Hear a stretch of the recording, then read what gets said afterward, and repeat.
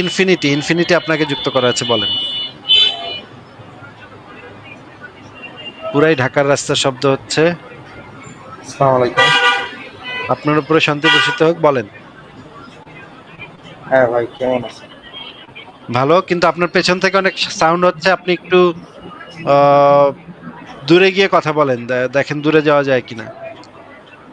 হ্যাঁ, আমার এখানে একটু রাস্তায় সাউন্ড বেশি, এই জন্য। ভাই, আমার একটা প্রশ্ন ছিল, সেটা হচ্ছে যে আহ, কোরআনে একটা এরকম কথা বলা আছে যে আমি আকাশকে বিস্তৃত করেছি এবং আমি এটার বিস্তৃত করতেই থাকবো। এটা হচ্ছে আপনার বিস্তৃত করতেই থাকবো, এই কথাটা তো কোরআনে কোথাও বলা নাই ভাই। কোরআনে যেটা আহ, বলা আছে যে বিস্তৃত করেছি, মানে করেছি আচ্ছা। মানে করা শেষ। এটা তো হ্যাঁ, কন্টিনিউয়াস টেন্সে বলা নাই ভাই। আচ্ছা, এটা কি আমাকে একটু দেখাতে পারবেন? আদ আদ দারিয়াত, এই সূরার আর কি। সূরা জারিয়াতের, তাই তো? হ্যাঁ ভাই। আচ্ছা, তাহলে আপনি ফারাজ ভাই আসলে সেটা আপনাকে দেখাবে। আমি আমার হাতের কাছে সেই জিনিসটা নাই। আহ, আপনি কি আপনি একটু নিজেকে মিউট করেন ভাই, আপনার পেছন থেকে অনেক আচ্ছা সাউন্ড আচ্ছা ভাই, আমি হচ্ছে। মিউট করতেছি, সরি।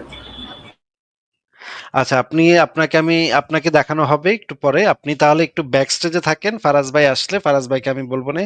ফারাজ ভাইয়ের কাছে সেই ইয়াটা আছে। ফারাজ ভাই আপনাকে দেখাবে, একটা ভিডিও আছে এই বিষয়ে, একটা ভিডিও আছে। যে ভিডিওটা আসলে আমার কাছে নাই, ফারাজ ভাইয়ের কাছে আছে। ফারাজ ভাই আপনাকে দেখাবে। ইনফিনিটি ভাই, তাহলে আপনাকে কি আমরা ব্যাক স্টেজে রেখে অন্যদেরকে যুক্ত করব? ফারাজ ভাই আসলে আপনি ব্যাক স্টেজ থেকে বা ইউটিউব থেকে সেটা দেখে নিয়েন। ভাই, আমার আরেকটা প্রশ্ন ছিল। আচ্ছা, আপনি আগে ফারাজ ভাই চলে আসছে। ফারাজ ভাই, আপনি কি আমাদেরকে ওই জিনিসটা একটু দেখাতে পারবেন যে ওই যে একটা ভিডিও আছে না, যে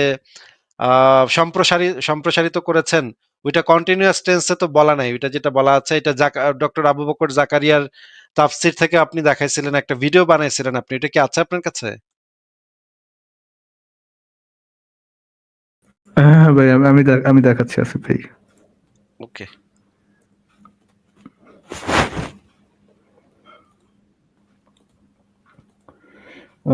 এক সেকেন্ড।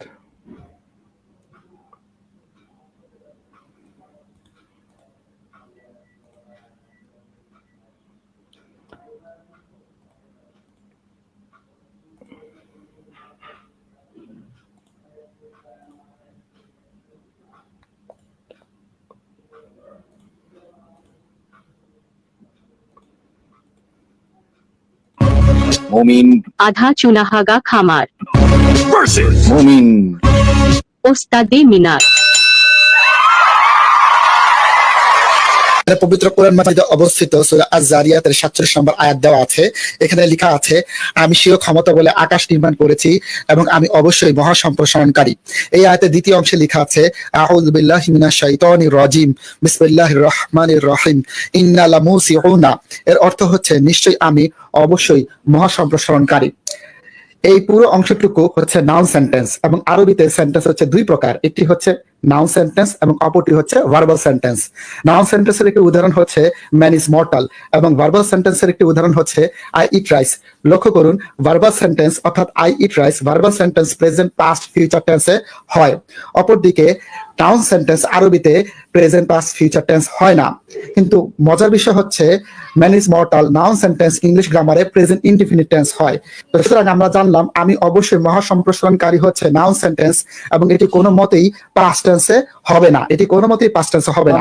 আমি অবশ্যই মহা সম্প্রসারণকারী হচ্ছে নাউন সেন্টেন্স, এবং এটি কোনো মতেই পাস্ট টেন্সে হবে না। এটি কোনো মতেই পাস্ট টেন্সে হবে না। নেক্সট। এখন আসুন দেখি, যে প্ল্যাটফর্মের এই মুমিন সেকেন্ড ক্লাস বক্তা, সেই প্ল্যাটফর্মেরই স্টার বক্তারেরও ওস্তাদ আবু বকর জাকারিয়া সাহেব তার তাফসিরে এই আয়াত সম্পর্কে কি লিখেছেন।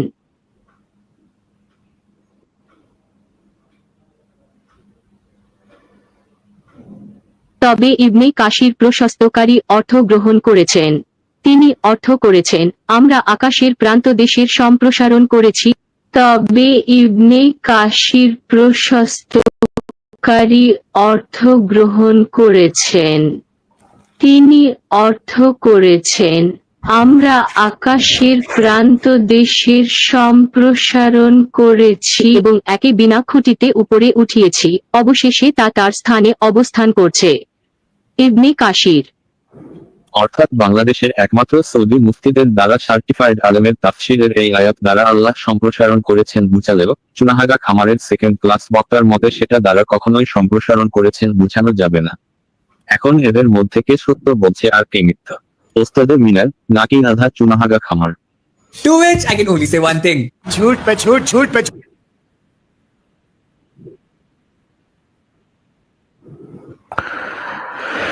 আচ্ছা, এইখানে যে ইয়েটা আসিফ ভাই, যে আয়াতটা নিয়ে তারা ফাতরামিটা করে সেটা হচ্ছে সম্প্রসারণকারী।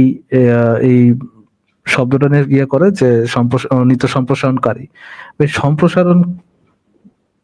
সম্প্রসারণকারী দ্যাট ডাজন্ট মিন যে এটা তো নেসেসারিলি এটা মিন করতে হবে না যে উনি সম্প্রসারণ করেই যাচ্ছেন। ফর এক্সাম্পল, আমি যদি উদাহরণ দিয়ে বলি আপনাকে যে তিনি আল্লাহ আদমের সৃষ্টিকর্তা, তাই না আসিফ ভাই?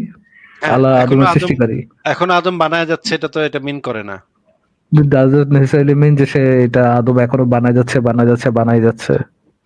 হ্যাঁ, আল্লাহ মহাবিশ্ব সৃষ্টিকারী।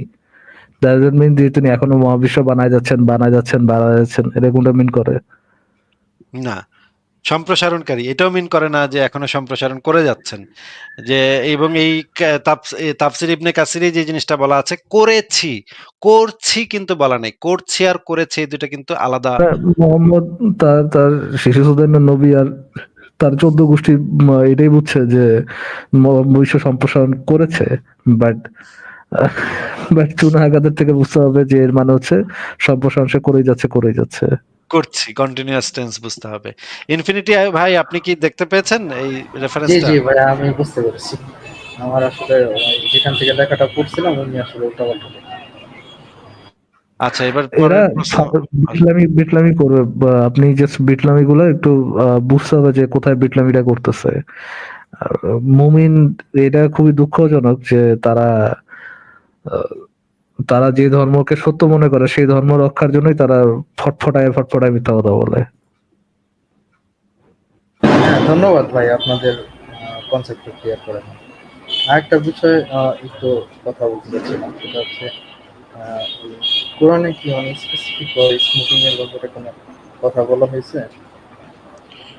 কথা শোনা যাচ্ছে না ভাই, আমি তো শুনতে পাইনি কথা। হ্যালো, হ্যাঁ ভাই, কথা শুনতে পাচ্ছেন? কথাটা শোনা যাচ্ছে কিন্তু বোঝা যাচ্ছে না। হ্যালো, হ্যালো, ফারাজ ভাই, আপনি কি শুনতে পাচ্ছেন ঠিকভাবে? ওনার প্রশ্নটা কি শুনেছেন আপনি? এক হচ্ছে ভাই, সাউন্ড আপনি কম, দুই হচ্ছে কথা শুনতে পাচ্ছেন?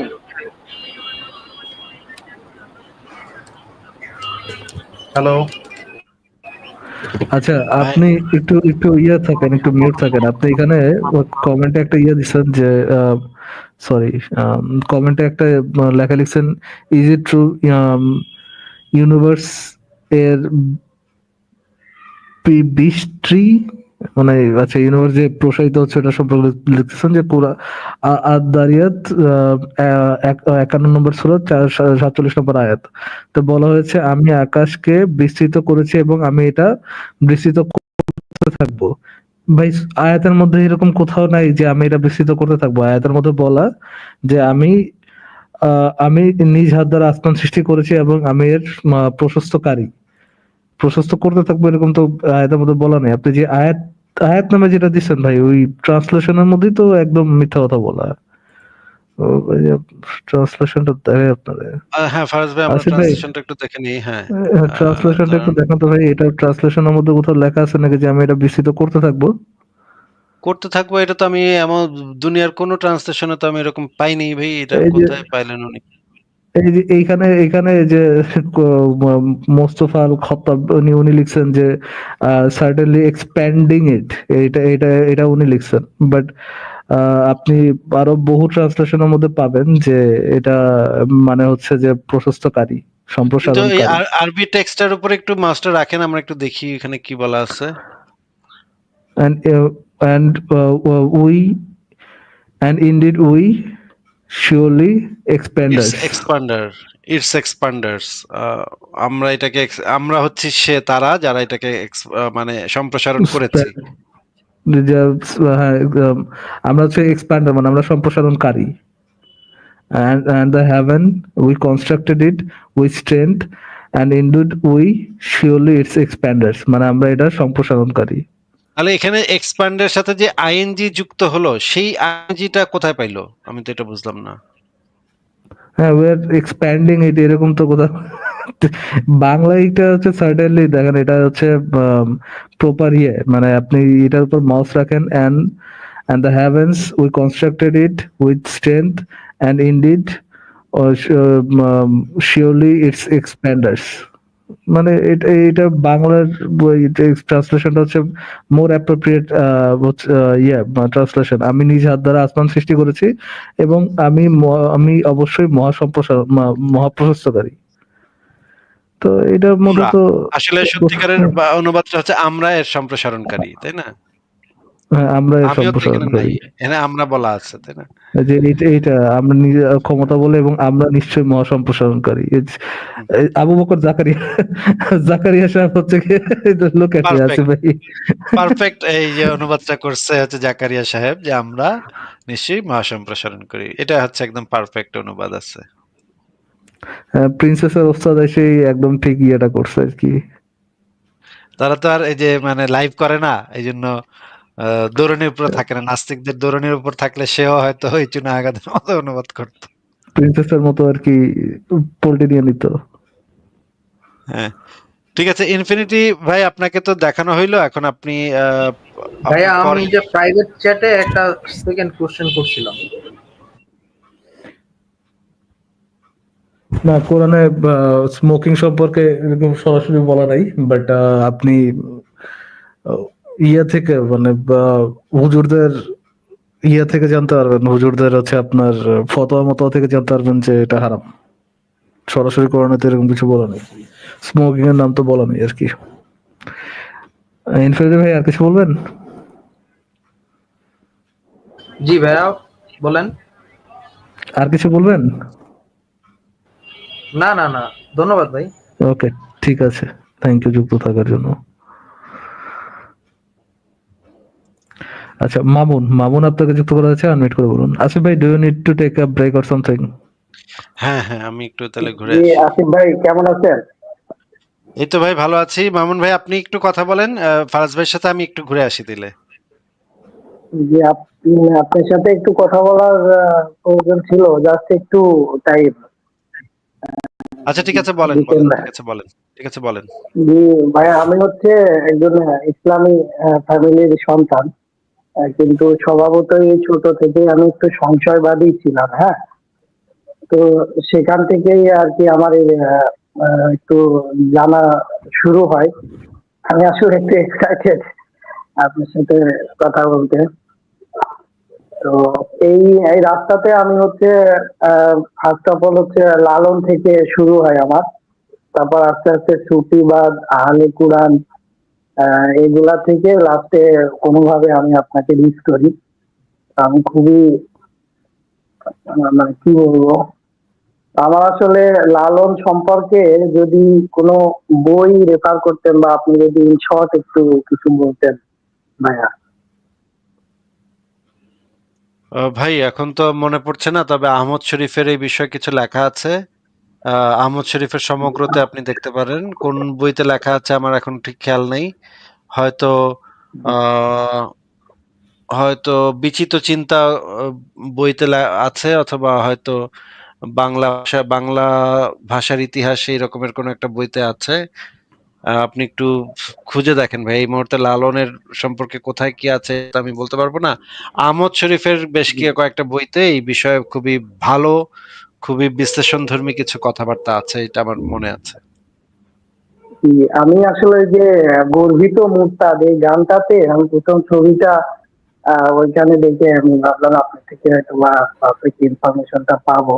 তো আমি ঠিক আছে, আমি চেষ্টা করবো, আপনি যতটুকু ইনফরমেশন দিচ্ছেন। আর আমি হচ্ছে ওই যেহেতু কিছুটা চিন্তা, মানবতা বা নৈতিকতা কিছুটা লালন করতেছি, তো সেই ক্ষেত্রে মানুষের সাথে কথা বলা হয়ে যায় আসলে। তো এদিক থেকে আমি হচ্ছে আমার আম্মুর সাথে একটা ডিসকাস করছিলাম, যদি আপনি অনুমতি দিতেন, খুব শর্টে আমি শেষ করতাম। হ্যাঁ বলেন, ঠিক আছে। জি, আমি আমার আম্মুকে মাঝে মধ্যেই বলি, কথা বলতাম, এক এক স্টেজে যখন গেছি তখন ওইভাবে বলার চেষ্টা করছি। আমার আম্মু 5 ওয়াক্ত নামাজ পড়ে, সবসময় ইসলামের সাথেই থাকে। তো আমার আম্মুকে বললাম যে হাদিসে তো আছে যে মায়ের পায়ের নিচে সন্তানের বেহেশত। তো মায়ের পায়ের নিচে যদি সন্তানের বেহেশত হয়, তাহলে হচ্ছে আমি তোমাকে সেবা করবো আর কি, সেই বেহেশতের জন্যই। বা পূর্বে আমার ছিল যে বেহেশতের জন্য যদি আমি নামাজ পড়ি বা রোজা রাখি, সেটা আমার লোভ। আর লোভ তো কখনোই আমাকে আমার সৃষ্টিকর্তা হোক আর গড হোক, লোভী কোনো বান্দাকে তো সে আর পছন্দ করবে না। তো সেই লোভ থেকে যদি আমি তোমাকে সেবা করি, বা জান্নাত তো সে অনেক বড় কথা, বাদ দিলাম, যদি সে 2টা স্বর্ণের আহ কোনো একটা মালা আছে তোমার কাছে, তো সেইটার জন্য আমি তোমাকে সেবা করা আর জান্নাতের জন্য সেবা করা, তো সে তো একই কথা। ধরো একটা লাইনের অনেক বড় বড় মোহাম্মদ, মুসা বা অনেক বড় বড় পয়গম্বর একটা লাইনে এসে আমাকে এই উপদেশটা দিচ্ছে বা এই কাজটা করার জন্য বলতেছে। তো আর একটা লাইনে যেখানে কাফের আছে, নাস্তিক আছে, সেই লাইন থেকে আমাকে বলা হচ্ছে যে মাকে সেবা করো, কারণ মা তোমাকে 10 মাস 10 দিন বা যেভাবে পেটে ধারণ করছে, ছোটবেলা থেকে লালন পালন করছে, সে তোমাকে খাওয়াইছে, পড়াইছে, ইভেন এখন পর্যন্ত দেখাশোনা করে। তো সেই জন্য তুমি তোমার মাকে সেবা করো, তোমার মাকে ভালোবাসো, তোমার মা কোনটাতে ভালো কোনটাতে খারাপ সেটা করো। এখন আমি তোমার কাছে প্রশ্ন হচ্ছে, আমি কার উপদেশটা বা কার কথা মতো বা কাজটা আমি নেবো আসলে?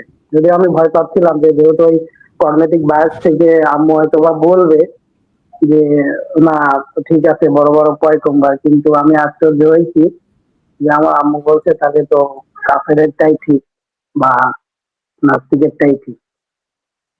আমি চাইবো যে আমার ছেলে যেন তাইলে কাফেরের যে উপদেশ ওটাই গ্রহণ করে। আচ্ছা আচ্ছা, কারণ আমি শুনলাম আপনার আমার কথা। জীবন, জি জি, আমার জীবনে প্রথম আমি আমার আম্মুকে তখনই চড়াই ধরি যে আচ্ছা, খুবই ভালো লাগলো আপনার মায়ের কথা শুনে, খুবই ভালো লাগলো। ঠিক আছে মামুন ভাই, আর কি কোনো কিছু বলবেন আপনি? না আপনি না, চাইলে ফারাজ আমি ফারাজ ভাইয়ের সাথে কথা বলতে পারেন, কোনো বিষয়ে ফারাজ ভাইয়ের সাথে কথা বলতে চাইলে বলতে পারেন। উম, না ঠিক আছে। আসলে আমি ওই যে কোরআনের একটা আয়াত দেখছিলাম যে আমি আকাশ, যেখানে বিগ ব্যাং এর হালকা একটা আচ্ছা দেওয়া আছে যে আমি আকাশ এবং মন্ডলীকে ছড়াই দিলাম। তো এই বিষয়ে আপনার ইয়ে থেকে একটা পূর্বে এরকম একটা কোন একটা ডিসকভার বা এরকম ছিল, এই নামটা যদি একটু বলতেন। ফারাজ ভাই, তাহলে কি আপনি কি ওনার সাথে একটু কথা বলেন, আমি তাহলে ঘুরেই আসি ফারাজ ভাই। জি ফারাজ জি, ভাই, ওকে ওকে ফারাজ, আসিফ ভাই, ওকে। ওকে। আপনার প্রশ্নটাই আমি ভালো করে শুনতে পাইনি, ফারাজ ভাই তো মনে হয় আবারও চলে গেছে। তাহলে মামুন ভাই, আপনি আবারও যুক্ত হেন আমাদের সাথে, আবারও কথা হবে। আপনার কথা প্রশ্নটা ভালোভাবে জি আমি বুঝতে জি, পারিনি। আপনাকে তাহলে আজকে বিদায় জানাই, আপনি ওকে পরে ঠিক আছে, যুক্ত হয়ে আরেকদিন প্রশ্নটা করেন, ঠিক আছে? ওকে ঠিক আছে, তো ভালো। ঠিক আছে, ভালো থাকেন। আহ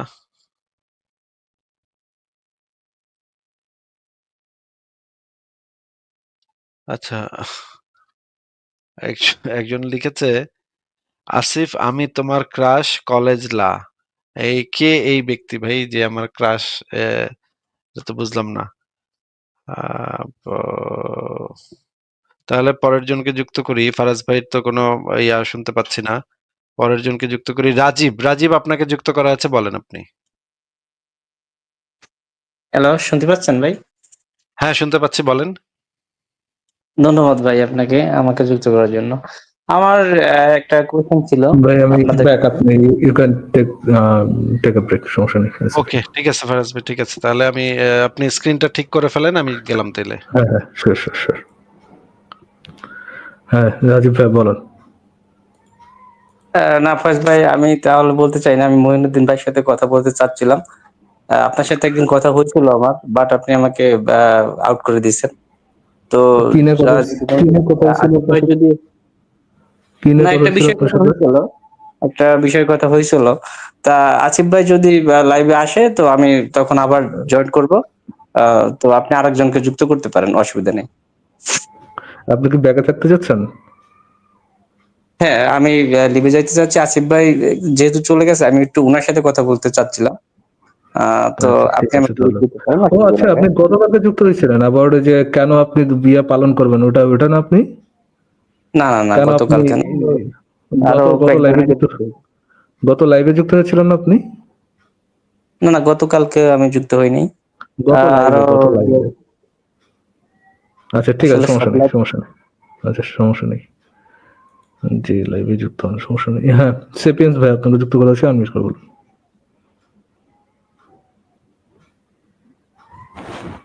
সেপিয়েন্স, সেপিয়েন্স আনমিউট করতে হবে। আচ্ছা সেপিয়েন্স আনমিউট করতেছেন না। এক আছে ভালো মুমিন, এক আছে চুনাহাগা মুমিন আছে। দেখি চুনাহাগাকে আগে যুক্ত করি। চুনাহাগা মুমিন আপনাকে যুক্ত করা আছে, বলেন। হ্যাঁ, ফারাজ ভাই কেমন আছেন? জি ভাই ভালো আছে, আশা করি আপনি ভালো আছেন, বলুন। না, অনেকদিন ধরে আপনাদের লাইভ শুনি। বেশ ভালো লাগে আপনাদের কথাবার্তা। তো আপনার কথাও শুনি, অনেক ভালো লাগে আমার।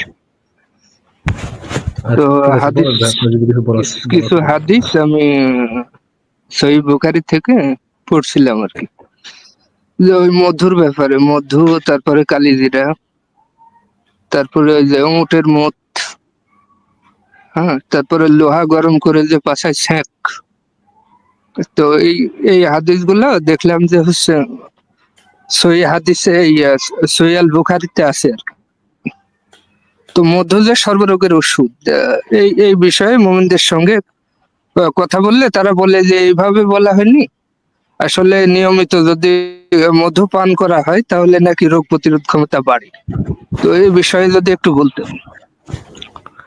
হ্যাঁ হ্যাঁ, নিয়মিত আপনার যদি ডায়াবেটিস হয় আপনি নিয়মিত মধু খাবেন, এটা ইনশাল্লাহ ঠিক ঠিক হয়ে যাবে। রোগ প্রতিরোধ ক্ষমতা না, বাড়াবে।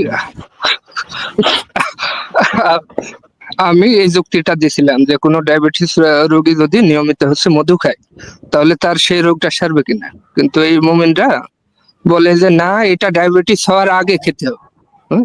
ডায়াবেটিস হওয়ার আগে খেলে রোগ প্রতিরোধ ক্ষমতা নাকি শরীরে বাড়বে, তখন ডায়াবেটিসটা আর হবে না। মানে সুগার বুঝতে লেভেল পারছেন? যদি আপনি সুগার লেভেল যদি আপনি আগে থেকেই বাড়ায় দেন তাহলে ডায়াবেটিক্স এর ডায়াবেটিক্স হওয়ার ইয়াটা প্রবণতা কমে যাবে আর কি। কিন্তু এখানে তো বলাই আছে যে বলাই আছে যে সর্বরোগের ওষুধ হচ্ছে মধু। তারপরে এই কালিজিরার কথা বলা আছে যে শাম ব্যতীত সব রোগের ওষুধ। তাহলে এই যে এত ফার্মেসি, এত হসপিটাল, এত ইয়ের দরকারটা কি? হ্যাঁ ভাই, যখন তারা হানি নাটস বিক্রি করবে তখন তারা বলবে যে মধু হচ্ছে সর্বরোগের ওষুধ, কিন্তু তারা তো হানি নাটস বিক্রি করতেছে না, তো তখন তো তাদের বলা দরকার নেই যে সর্বরোগের ওষুধ। তারা বলবে ভাই মোহাম্মদ তো শিশু শ্রদ্ধাইতে ব্যস্ত ছিল, সে আর কি যেটা বুঝাতে যেত সেটা ঠিক মতো বলতে পারতো না। সে বুঝাতে দিচ্ছে সে তুমি যদি প্রতিদিন খাও তাহলে তোমার রোগ প্রতিরোধ ক্ষমতা বাড়বে, কিন্তু শিশু শ্রদ্ধাইতে বলে দিচ্ছে আর কি ভুল করে যে এটা সর্বরোগের মহা ওষুধ। 1400 বছর আগে শিশু শ্রদ্ধাই না ছিল, তো ওই জন্য আর কি মনের ভাবটা ঠিক মতো প্রকাশ করতে পারে না। এটা তো বুঝে নেওয়ার বিষয় ভাই, বুঝে নিতে হয় না একটু। তারপরে ওই যে আর একটা মুমিন, ওই যে দেখলাম যে এরশাদ রায়হান, হ্যাঁ, ওই ওই মুমিনটা দেখলাম যে মেয়েদের স্পাম নাকি হচ্ছে, এই ছেলেদের স্পাম নাকি কম থাকলে বা জোর কম থাকলে স্পাম দুর্বল থাকলে নাকি মেয়ে বাচ্চা জন্ম হয়। তো এই বিষয়টা এই বিষয়ে যদি কিছু বলতে। যারা বলে মুসলমানরা, আমি হিন্দুদেরকে উদ্দেশ্যে বলতেছি, যারা বলে মুসলমানদের সংখ্যা যখন বলা হয় বেশি তখন ওরা বলা হয় মুসলমানরা সমানে বাচ্চা তৈরি করে। এখন এই কথাটা দুইটা কারণ আসতে পারে। এক, তাদের 70% পুরুষ তারা যৌন অক্ষম এবং তাদের যে স্পার্ম সেটা দুর্বল স্পার্ম, সেই মনে করেন তেলাপোকারে যদি একটা আঙুল দিয়ে টোকা মারি না, তেলাপোকার যে অবস্থাটা হয়, যেভাবে কোড়ায় কোড়ায় হাঁটে, দৌড় দিতে পারে না, ওদের স্পার্মের অবস্থা হচ্ছে এই, ওরা দৌড়ে ওই ডিম পর্যন্ত যাইতে পারে না, মাঝখানে দম তোড়ায় দেয়। তো এইভাবে তো আর বাচ্চা তৈরি হয় না। তো যার আর হইল কি হয়, ওই মাইয়া বাচ্চা হয়। আর হইল কি হয়, ওই মাইয়া বাচ্চা হয়। আর হইল কি হয়, ওই মাইয়া বাচ্চা হয়। হ্যাঁ, তো এখন এখন এখন এইটার জন্য হয়তো ওরা জেলাস ফিল করতে পারে যে তাদের যে স্পার্ম সেটা দুর্বল স্পার্ম। আর হইল কি হয়, ওই মাইয়া বাচ্চা হয়। তো এই এই ছাগলটা এ আবার পরিচয় দেয় যে আমি হচ্ছে এই কেমিস্ট্রিতে হচ্ছে ইয়া করছে, সে নাকি কেমিস্ট্রিতে মাস্টার্স করছে। কিন্তু সবচেয়ে বড় মজার কথা হচ্ছে কি, তার নিজের কিন্তু একটা মেয়েই আছে। While having মাইয়া বাচ্চা। আর একটা পোলা আছে, সে হচ্ছে ইয়া সে হচ্ছে মানে স্পেশাল চাইল্ড আর কি, মানে স্পেশাল চাইল্ড, বুঝতে পারছিস না, ব্যাংকা বলা দরকার নেই।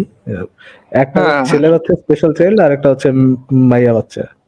হ্যাঁ, দুর্বল। না, এই ছাগল মোমেনের সাথে ওই আসিফ ভাইয়ের একটা দেখছিলাম এর আগে, অনেক তর্ক বিতর্ক এর সঙ্গে জড়াইছিল দেখছিলাম। তো এই ছাগল এই পরিচয় দেয় যে আমি হচ্ছে কেমিস্ট্রিতে নাকি ও হচ্ছে মাস্টার্স করছে। আমার মনে হয় না যে কোনো একটা বিক্রিয়ার কথা বললে সে বিক্রিয়ার ব্যাপারে সে বলতে পারে। এটাও বলছিল যে এই মহাবিশ্ব নাকি একটা গ্লাস শেপের মহাবিশ্বটা নাকি একটা গ্লাসের মতো শেপ, এবং এটা নাকি আল্লাহ পাক হাত দিয়া ধরবে এইসের মানে কি একটা অবস্থা। হ্যাঁ, ঠিক আছে, আর কি কিছু বলবেন? না, ঠিক আছে, এর আগেও আপনার সঙ্গে একদিন যুক্ত হয়েছিলাম আর কি। তো ঠিক আছে, আপনারা চালিয়ে যান আপনাদের মাধ্যমে আর কি আমার এই সহি মুমিন হওয়া আর কি। তো আমিও এই কাজ চালিয়ে যাচ্ছি আর কি। ঠিক আছে ভাই, ভালো থাকেন, তাহলে বিদায় জানাচ্ছি। আচ্ছা, ঠিক আছে। ঠিক আছে, পরের জনকে যুক্ত করি তাইলে। ফারাজ ভাই, আপনি কি কাউকে যুক্ত করবেন? না ভাই, আপনি করো। ঠিক আছে, পরের জনকে যুক্ত করি তাইলে। রেকটিফায়ার আপনাকে যুক্ত করা হয়েছে, বলেন আপনি। হ্যাঁ, আসিফ ভাই, ফারহান ভাই, আপনার ধন্যবাদ।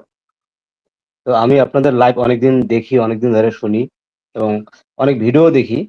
তো আমার একটা রিকোয়েস্ট হচ্ছে যে আসিফ ভাই যখন কথা বলে, তখন কারোর সঙ্গে যদি কথা বলে, তখন ফরাজ ভাই অনেকটা মানে ডিপলি ঢুকে যায়। এই ঢুকে যাওয়ার কারণে দেখা যাচ্ছে যে অনেক জিনিস মানে আমরা বুঝতে পারি না।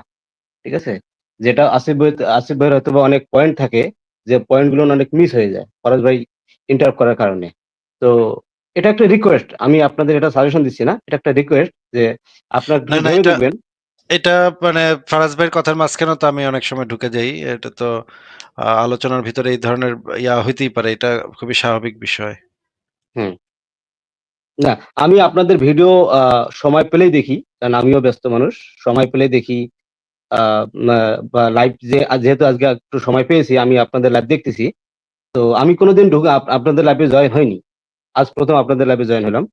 তো যার কারণে কথাটা বললাম, অনেক ভিডিও দেখি, তো ভিডিও দেখার ফলে আমার মনে হয়েছে যে আমার মনে হয় যে আসিফ ভাই কথা বলতেছে কারোর সঙ্গে, যে হঠাৎ করে ফরাজ ভাই আবার একটা অন্য পয়েন্ট একটা মিস্টেক আমাকে যে নিয়ে কথা বললো, যেটা কারণে হয়তোবা একটু আমাকে যে পয়েন্টটা মিস্টেক হয়ে গেল, যে পয়েন্ট নিয়ে কথা হচ্ছিল আর কি। আচ্ছা, ঠিক আছে, আর কি কিছু বলার আছে আপনার? না না না না, এটাই। আচ্ছা, থ্যাংক ঠিক ইউ। আছে, ভালো থাকেন তাহলে। ঠিক আমার আছে, মনে থ্যাংক হয় ইউ ভাই, যে ফরাজ ভাই, আসিফ ভাই, দুজনকে ধন্যবাদ। ঠিক আছে, ঠিক আছে, আমার মনে হয় যে এই ধরনের ইয়া ঘটতেই পারে। আমিও অনেক সময় ফারাজ ভাইয়ের কথার মাঝে ঢুকি, ফারাজ ভাইও ঢোকে। এটা তো আলোচনার সময় এই ধরনের ইয়া ঘটবেই। এটা কিছু করার নাই। যদি আমাদের মনে পড়ে, পরবর্তীতে যদি এটা মনে পড়ে আবার পয়েন্টটা, তাহলে পরে আবার আমরা বলবো, বা ফারাজ ভাইও বলবে। এটাতে আসলে কিছু করার নাই, এই আলোচনা এইরকমই হয়। পরের জনকে যুক্ত করি। অলিভ, হাইপোথেটিক্যাল অলিভ আপনাকে যুক্ত করা আছে, বলেন আপনি। হ্যাঁ, নমস্কার। আমি প্রথম কথা বলছি আপনার সাথে। শোনা যাচ্ছে আমায়? হ্যাঁ হ্যাঁ, শোনা যাচ্ছে, বলেন। হ্যাঁ, বলছি যে আমার একটা কোয়েশ্চেন, যে এই যে আল্লাহ যে নামটা এটা কি প্রপার নাম? এটা তো ফারাজ ভাই, এটা কি মানে প্রপার নাউন? এটা কি নাউন? এটা তো মানে আমার যে মেন কোশ্চেনটা সেটা হচ্ছে যে মোহাম্মদের আগের যে পেগান প্যান্থিয়ান ছিল সেখানে কি এই দেবতার কোনো অস্তিত্ব আছে, এই নামের কোনো দেবতা? হ্যাঁ, এই নামের তো অস্তিত্ব আছে। মোহাম্মদের বাবার নামই তো আব্দুল্লাহ ছিল। না না, আল্লাহ। আচ্ছা, তো মোহাম্মদ হঠাৎ করে ওই এই পার্টিকুলার দেবতাকে চয়েস করার কোনো মানে আছে? মানে বাকি তো অনেক ছিল, লাত মেনাত, আমি যতদূর জানি। হইতে পারে ওই ওই গড়টা সবচেয়ে বড় গড় থাকতে পারে ওইখানকার। হ্যাঁ মানে হতে তো অনেক কিছুই পারে, আমার জাস্ট জানার কথা যে এটা এনার সঙ্গে কি পার্টিকুলার ওনার যে মানে উনি তো একটা এজেন্ডা নিয়ে এগিয়েছিলেন, তো এই গডের ক্যারেক্টারিস্টিক। আল্লাহ নামক যে গড়টা ছিল সেই গড়টা ছিল সৃষ্টি দেবতা। তাদের মানে ওই পৌত্তলিক অঞ্চলের সৃষ্টি দেবতাকে আল্লাহ বলা হইতো। আর অন্যান্য দেবতারা অন্যান্য জিনিস, অন্যান্য কাজ করত। কেউ যুদ্ধের দেবদেবী ছিল, কেউ হয়তো ভাগ্যের দেবদেবী ছিল। আর সৃষ্টি যে দেবতাটা ছিল সেই দেবতাটার নাম ছিল আল্লাহ। আর মোহাম্মদ সেই দেবতাটাকেই চুজ করছিল। মানে যেহেতু তার বাবার নামও ছিল আব্দুল্লাহ, তার ওই গোত্রটা, তার ওই ওই অংশটা ওই আল্লাহ দেবতার পূজা করত। আচ্ছা, ওকে আর ওকে, কি থ্যাংক কিছু ইউ। বলবেন? না না না না, আমার আর কিছু বলার নেই। ঠিক আছে, তাহলে বিদায় জানাই। ভালো থাকেন। পরের জনকে যুক্ত করি। হ্যাঁ, মুমিন আপনাকে ডাক্তারের যুক্ত। বলেন। হ্যাঁ ভাই, আনমিউট করে বলুন। আসসালামুয়ালাইকুম আসিফ ভাই, ভালো আছেন ভাই? হ্যাঁ, ভালো আছি, আশা করি আপনি হ্যালো। ভালো। বলেন তো। হ্যাঁ ভাই, আমি এই আজকে নিয়ে দ্বিতীয়বার জয়েন্ট হয়েছি। আমি আরেকদিন আসছিলাম, তখন আমি আপনাকে পাইনি। তখন ফারাজ ভাইকে পেয়েছিলাম, তখন তার কাছ থেকে আমি জেনে নিছি। তো আমার নাম আসলে মুমিন না, আপনাদের এই মুখে এই নামটা শুনতে শুনতে ঠিক আছে আর কি হয়ে গেছি। আমি আসলে একজন হিন্দু মুমিন। তো আমার আত্মীয় স্বজন যারা আছে ঠিক আছে, তাদের সাথে আমি আপনাদের এই কথাগুলো এই করছি বা শেয়ার করছি, আপনাদের কথা বলিনি। ঠিক আছে, জাস্ট আমি আপনাদের যে বিষয়গুলো নিয়ে বলেন ঠিক আছে সেইগুলো তাদের কাছে জিজ্ঞেস করছি। কিন্তু আসলে আমি আশানুরূপ কোনো কিছুই পাইনি তাদের কাছ থেকেও, ঠিক আছে। তো এখন তারা আমাকে আরেকটা প্রশ্ন করছে এর প্রেক্ষিতে, যে হিন্দুরা যে আরেকটাই বলে আত্মা, ঠিক আছে, এই আত্মা সম্পর্কে আসলে আপনাদের ধারণাটা কি বা বৈজ্ঞানিক ধারণাটা কি, ঠিক আছে, বা বৈজ্ঞানিক মতামত কি, ঠিক আছে, সেটা সম্পর্কে আমি একটু জানতে চেয়েছিলাম। ভাই, এই যে আত্মা তো আত্মার মৃত্যু নেই, এইরকম আত্মা যে বলে কোনো তারা কিছু বলে, আছে? তারা একটা দাবি করে। ভাই, আত্মা বলে কোনো কিছু আছে এরকম কোনো প্রমাণ এখন পর্যন্ত আমাদের কাছে তো নাই।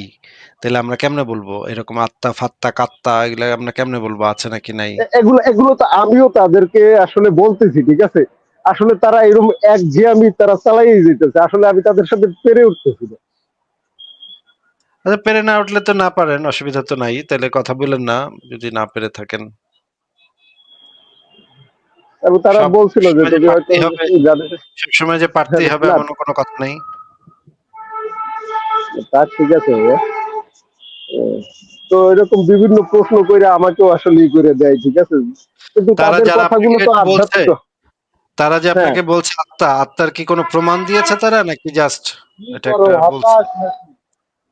হ্যাঁ, এটা একটা তারা ই করে যেটা আছি, তাদের পুনর্জন্ম হবেই হবে, ঠিক আছে, বা এটা কই যায় আসলে মৃত্যুর পর মানুষের যে শ্বাস প্রশ্বাসটা বা এই আত্মাটা এটা আসলে কই যায়, তারা এরকম ভাই, নাকি তারা আত্মা এই বলে যে উদাহরণও দিছে আমাকে। আত্মা বলে যে কিছু আছে সেটার তো আগে প্রমাণ দিলে তারপর তো এটা কই যায় না, খায় না, মানে দৌড়ায় নাকি উড়ে, এটা তো আগে ওইটা থাকার তো আগে প্রমাণ দিতে হবে নাকি?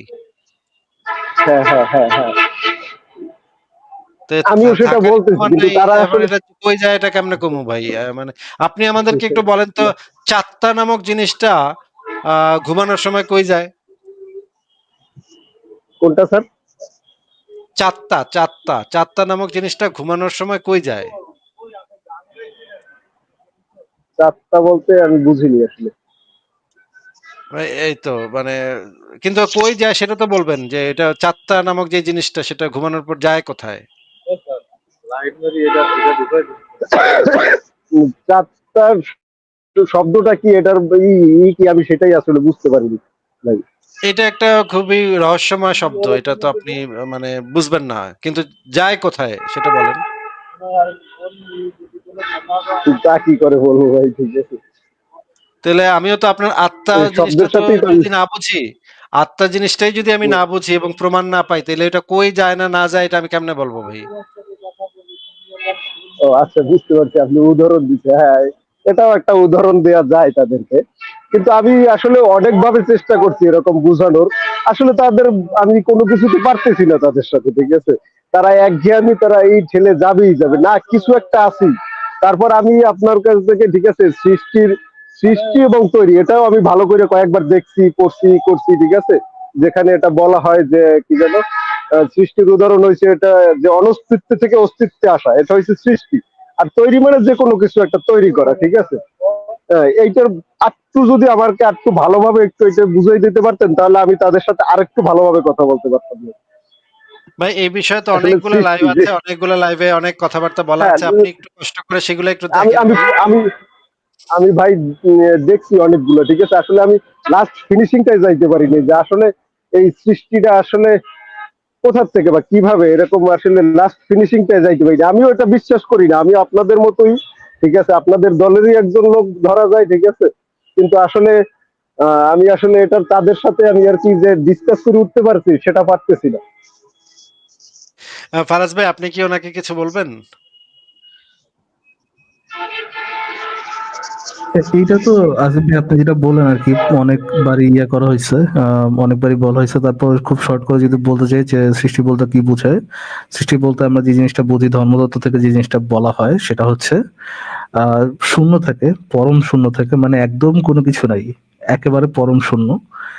ওই স্টেট থেকে যখন কোনো একটা বুদ্ধিমান সত্তা, কোন একটা বুদ্ধিমান সত্তা, কনসাস সত্তা, যার জ্ঞান বুদ্ধি আছে, এরকম কোন সত্তা ওই পরম শূন্য থেকে কোনো কিছু কে অস্তিত্বে নিয়ে আসে, তখন সেটাকে আহ সৃষ্টি বলে। আগে কোনো কিছুই ছিল না, ওই অ্যাবসলিউট শূন্য থেকে কোনো কিছুকে নিয়ে আসলো, কোনো কিছুকে অস্তিত্বে নিয়ে আসলো, এটাকে বলে সৃষ্টি। এখন এটা, এই ডেফিনেশনের সমস্যা কোথায়? এর সৃষ্টির উদাহরণ কেন পাওয়া যায় না অনেকগুলো কারণে। কারণ কোনো ক্যাটাগরি এটা ইয়ে করে না, কোনো ক্যাটাগরিতে ফিল আপ হয় না আর কি। ফর এক্সাম্পল, পরম শূন্য বলে কোনো কিছু ছিল, বা পরম শূন্য বলে আছে কোনো সময় কোনো কিছু ছিল, এটার প্রমাণ নাই। আহ, যে আমি ইসের কথা বলতেছি না, সাইন্টিফিক নাথিং এর কথা বলতেছি না, একদম ফিলোসফিক্যাল যে নাথিং বা এক্স নিহিলো, পরম শূন্য, সেটার কথা বলতেছি। একেবারেই কোনো কিছু নাই, ওইরকম কোনো স্টেট কোথাও মানে ছিল কখনো মহাবিশ্বে, এরকম কোনো প্রমাণ পাওয়া যায় না। দ্বিতীয়ত হচ্ছে, ওই সময় কোনো একটা মানে বুদ্ধিমান সত্তা ছিল, এটারও কোনো প্রমাণ নাই। সে কোনো কিছুকে অস্তিত্বে নিয়ে আসে, মানে ওই পরম শূন্য থেকে কোনো কিছুকে অস্তিত্বে নিয়ে আসে, এটারও প্রমাণ নেই। এই যে এই তিনটা ক্যাটাগরি, যে ক্যাটাগরি মিললে হচ্ছে একটা হবে, সৃষ্টির উদাহরণ হবে, ওই সৃষ্টির একটাও ক্যাটাগরি মানে ফিল আপ হয় না, একটা ক্যাটাগরিরও প্রমাণ পাওয়া যায় না। এটা হচ্ছে সৃষ্টির সংজ্ঞা, আর হচ্ছে সৃষ্টির সংজ্ঞার সমস্যা আর কি। সৃষ্টির সংজ্ঞা অনুযায়ী সৃষ্টির যে এই সমস্যাটা, সেটা হচ্ছে এটা, যে একে হচ্ছে সৃষ্টির সংজ্ঞা এটা, আর দুই হচ্ছে এই সংজ্ঞা অনুযায়ী এটার কোনো উদাহরণ পাওয়া যায় না। মুমিন ভাই কি এখন বুঝতে পারছেন? ভাই, হ্যাঁ ভাই বুঝতে পারছি ভাই, ঠিক আছে। এই যে এইটা তিনোটা সংজ্ঞা যেহেতু বোঝাও যাইতেছে না, আবার বোঝা যাচ্ছে, তারা যেহেতু শিওর হইতে পারতেছে না যে আসলে কোনো কিছু আছে, ঠিক আছে, তাহলে অবশ্যই কেউ না কেউ আছে, ঠিক আছে। যেহেতু শিওরিটি নাই, ঠিক আছে, তাদের কথা হয়েছে যেহেতু শিওরিটি নাই কোনো কিছু, আপনি যেটা বলেন। এটাকেই তো অন্ধবিশ্বাস বলে, হ্যাঁ এই জিনিসটাই তো অন্ধবিশ্বাস হ্যাঁ বলে। হ্যাঁ ফর এক্সাম্পল, আমরা আমরা কিভাবে আমরা জানতেছি না কিভাবে বৃষ্টি হয়? নিশ্চয়ই কোনো একটা আল্লাহ বাল্লাহ বা কোনো একটা ঈশ্বর বৃষ্টি বৃষ্টি ফালাইতেছে। আমরা জানতেছি না কিভাবে বজ্রপাত হয়, নিশ্চয়ই কোনো আল্লাহ বিল্লাহ বজ্রপাত ফালাইতেছে। আমরা জানতেছি না কিভাবে ঘূর্ণিঝড় হয়, নিশ্চয়ই কোনো আল্লাহ বিল্লাহ এরকম ঘূর্ণিঝড় করতেছে। আমরা জানি না কিভাবে রাত দিন হচ্ছে, নিশ্চয়ই কোনো আল্লাহ বিল্লাহ এরকম করতেছে, রাত দিন করতেছে। তো এই যে যেখানে আমরা জানি না সেখানে ঈশ্বরকে বসানো, এইগুলো তো অন্ধবিশ্বাসের অংশ, এটা তো যে কেউ বলতেই পারে। নিয়েই তারা বাইসে থাকবে, ঠিক আছে। আমি যদি কিছু বলি, ঠিক আছে, তাহলে দেখা যায় আমার উপরে হোক, ঠিক আছে, এই তুই নাস্তিক হয়ে গেছিস, হয়ে গেছিস, এই হ্যাঁ, মানে গলাবাজি তো ভাই যে কেউ করতে পারে। গলাবাজি করা তো গলাবাজি করার মানে তো এই না যে যুক্তি দেওয়া। সে যদি যুক্তি দিতে না পারে গলাবাজি করে, তো গলাবাজি করতে দেন, সমস্যা কোথায় সেখানে? হ্যাঁ ভাই, এটা ছাড়া আর কোনো উপায় নাই, ঠিক আছে। তবে ভাই সত্য আচ্ছা। কথা বলতে কি, এই জিনিসগুলো অতিরিক্ত দেখলে, ঠিক আছে, আসলেই ভাই একেবারে নিজের ভিতর অসহ্য লাগে। মানুষ মানে এত পরিমাণে করে, ঠিক আছে, এটা নিয়ে, ধর্মটাকে ঠিক নিয়ে আছে ভাই, আহ, এটা শুধু একটু এটা মনে করেন লাগবেই এদের। রাস্তাঘাটে মুসলিম যদি বাংলাদেশের যদি মুসলিমদের তারা করে যুক্তি দিতে রাস্তাঘাটে, না আর পারে, হিন্দুরা করে ঘরের ভিতর। ভাই একেবারে, ভাই একেবারে হয়ে গেছি ভাই, ঠিক আছে। যদি যুক্তি দিতে না পারে, তাহলে তো আপনি বুঝতে পারতেছেন যুক্তি নেই, গলাবাজি করতেছে। সেখানে তো গলাবাজির পাল্লায় জেতার মধ্যে কোনো সার্থকতা নেই আর কি। বুঝতে পারছেন মন ভাই? হ্যাঁ ভাই, হ্যাঁ হ্যাঁ ভাই, ওকে, হ্যাঁ ঠিক ভাই, আছে, তাহলে আপনার কাছে ঠিক আছে বিদায় ভাই। জানাই। আমার নামটা ঠিক মুমিন আছে, না ভাই, ঠিক আছে, নামটা আচ্ছা, ঠিক আছে, কেমন? বুঝতে পারছি। ঠিক আছে, সমস্যা নেই। থ্যাংক ইউ যুক্ত থাকার জন্য। দেখি নেক্সট কাউকে যুক্ত করি। বাবু, বাবু আপনাকে যুক্ত করা এসে বলেন, আনমিউট করে বলেন। জি ফারাজ ভাই ভালো আছেন? জি ভাই, ভালো আছে, আশা করি আপনি ভালো আছেন, বলুন। হ্যাঁ ভাই, আজকে তো আমাদের বাংলাদেশের ও, স্বাধীনতা বিজয় দিবস। দিবস। ধন্যবাদ, এটা মনে করার দেওয়ার জন্য ধন্যবাদ। স্বাধীনতা দিবস, সবাইকে স্বাধীনতা দিবসের শুভেচ্ছা। হ্যাঁ হ্যাঁ। থ্যাংক ইউ বাবু আজকে ভাই, মনে করে দেওয়ার আমরা সময় তো এটাকে পার হয়ে বিজয়, গেছে। হ্যাঁ, তো এখন আপনাদের মতে ভাই, বর্তমানে দেশের যে পরিস্থিতি, এখন বাংলাদেশ কোন দিকে যাচ্ছে এবং আমরা কি আগে কি সরকারের আমলে কি মানে এই কি ভাই বলে মতামত দেন। এটা বলতে গেলে তো আসিফ ভাইয়ের সাথে আর একটা যুদ্ধ হয়ে যাবে। বাট ট্রাস্ট ইন ইউনুস, সমস্যা নেই, ট্রাস্ট ইন ইউনুস, ঠিক হয়ে যাবে। ডোন্ট ওয়ারি, এক না এক সময় তো ঠিক হবে। যে আমাদের মুক্তমনাদের মধ্যে আপনারা যারা সিনিয়র আছেন, যারা লাইভ করতেছেন, যেমন আমাদের আসাদ ভাই, উনি তো ভাই, আমাদের এই যে আমি কোনো অ্যাক্টিভিস্ট না। আসিফ ভাই হচ্ছেন একজন অ্যাক্টিভিস্ট, আসাদ নূর একজন অ্যাক্টিভিস্ট। আমি কোনো অ্যাক্টিভিস্ট না, আমি হচ্ছে নর্মাল মানুষ যে এসে জাস্ট আসিফ ভাইয়ের সাথে একটু কথা বলি, দ্যাটস ইট। আমি কোনো এরকম বাংলাদেশের জন্য ডিটারমাইন্ড অ্যাক্টিভিস্ট না আর কি। না, আসিফ ভাই তো আসাদ ফারাজ ভাইয়ের ভাই, কাছে অনেক বড় ফারাজ ভাই একটা তাহলে নিশ্চয়ই সাক্ষাৎকার দিল। ভারতের নিশ্চয়ই আপনি নাকি ভারতের ভারতের দেশে মানে বুঝি না আসিফ ভাই। ভারতের অ্যাক্টিভিস্ট আপনি? তো মানে কোনো না কোনো অ্যাক্টিভিস্ট হইতে, কোনো না কোনো কিছু তো ইয়ে হইতেই হবে, রাইট? অ্যাক্টিভিস্ট অবশ্যই। ফারাজ ওই ফারাজ ভাইয়ের ইসলাম তো ধর্মের অনেক সমালোচনা করেন, হিন্দু ধর্মের কেন করেন না? নিশ্চয়ই আপনি হিন্দু ধর্মের দালাল।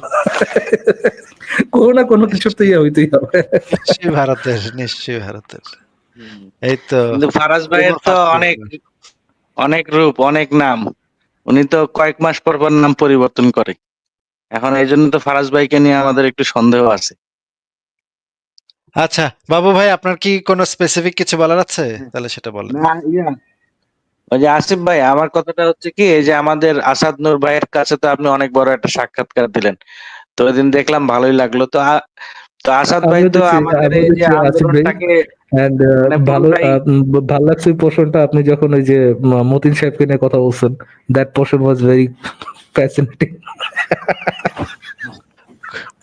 আপনি একদম বেছে বেছে একটু বেশি ভালো করে শুনছেন নাকি? হ্যাঁ, বারবার রিমাইন্ড করে। আমাদের মতো আমাদের মতিনের মতো এরকম সাহসী যোদ্ধা দরকার। এমন এমন অবশ্যই। মানুষ এখন আমি এটা বলতেছি যে এইরকম মানুষদের দরকার বাংলাদেশে। যে কাজটা আমরা করি সেটা এখন অনেক জায়গাতে ছড়াচ্ছে এবং আমাদের মানে সংখ্যা বৃদ্ধি পাচ্ছে। শুধুমাত্র শুধুমাত্র হাসিনা ইসের কারণে, হাসিনার আনুগত্যের কারণে এখন মতিনদের বিরুদ্ধে বলে, মতিনদের শুধুমাত্র যে তার মানে নেত্রী পালায় গেছে এই ক্ষোভ যদি এখন মতিনের উপরে মিটায়, সেটা অত্যন্ত অন্যায় একটা কাজ হবে। যে আসিফ ভাই, এই যে আমাদের আসাদ নূর ভাই তো আমাদের এই যে বাংলাদেশের এখন বর্তমানের যে মানে আন্দোলনের যে ফসল, এটাকে উনি তো মানে জঙ্গিবাদের ষড়যন্ত্র এবং পুরোটাই মনে করেন যে আন্দোলনের যে আসল যে ঘটনা দিয়ে শুরু হয়েছিল, মানে ওই ধরনের কোনো কথা তো উনি উল্লেখ করে না। উনি সবসময় ভাই মানে এখন প্রত্যেকেই তো আলাদা ভাই, প্রত্যেকেই তো আলাদা। এখন আসাদের পয়েন্ট অফ ভিউ কি, আমার পয়েন্ট অফ ভিউ কি, ফারাজ ভাইয়ের পয়েন্ট অফ ভিউ কি, এটা তো একরকম হইতে হবে এমন আপনারা কে বলছে ভাই? হ্যাঁ, না তা ঠিক আছে। তাহলে ভাই আপনি কি মনে করেন আমাদের দেশের পরিস্থিতি তো খুব খারাপের দিকে যাচ্ছে দিন দিন। এখন হাসিনা ভবিষ্যৎ কি যেহেতু আমাদের গেছে দেশ বাংলাদেশের এখন তো ফুলে ফুলে ভরতে বাধ্য। একমাত্র অবস্টিকাল তো হাসিনা ছিল ভাই। আরে যেহেতু হাসিনা হাসিনা ভাই, গেছে আরে এখন হাসিনা ফুলে ফুলে ভরতে বাধ্য। হাসিনার জন্য আর আর কত হাসিনার against আর কত হাসিনার অশ্রু against ঝরবে bias যারা হাসিনার জন্য? হাসিনার against bias যারা তারা তো মনে করবে যে হাসিনা গেছে, ও এখন নিশ্চয়ই ফুলে ফুলে ভরে যাবে, যেহেতু হাসিনা গেছে আর মতিন মিয়া আছে। মতিন মিয়া আমাদেরকে উদ্ধার করবে এখান থেকে।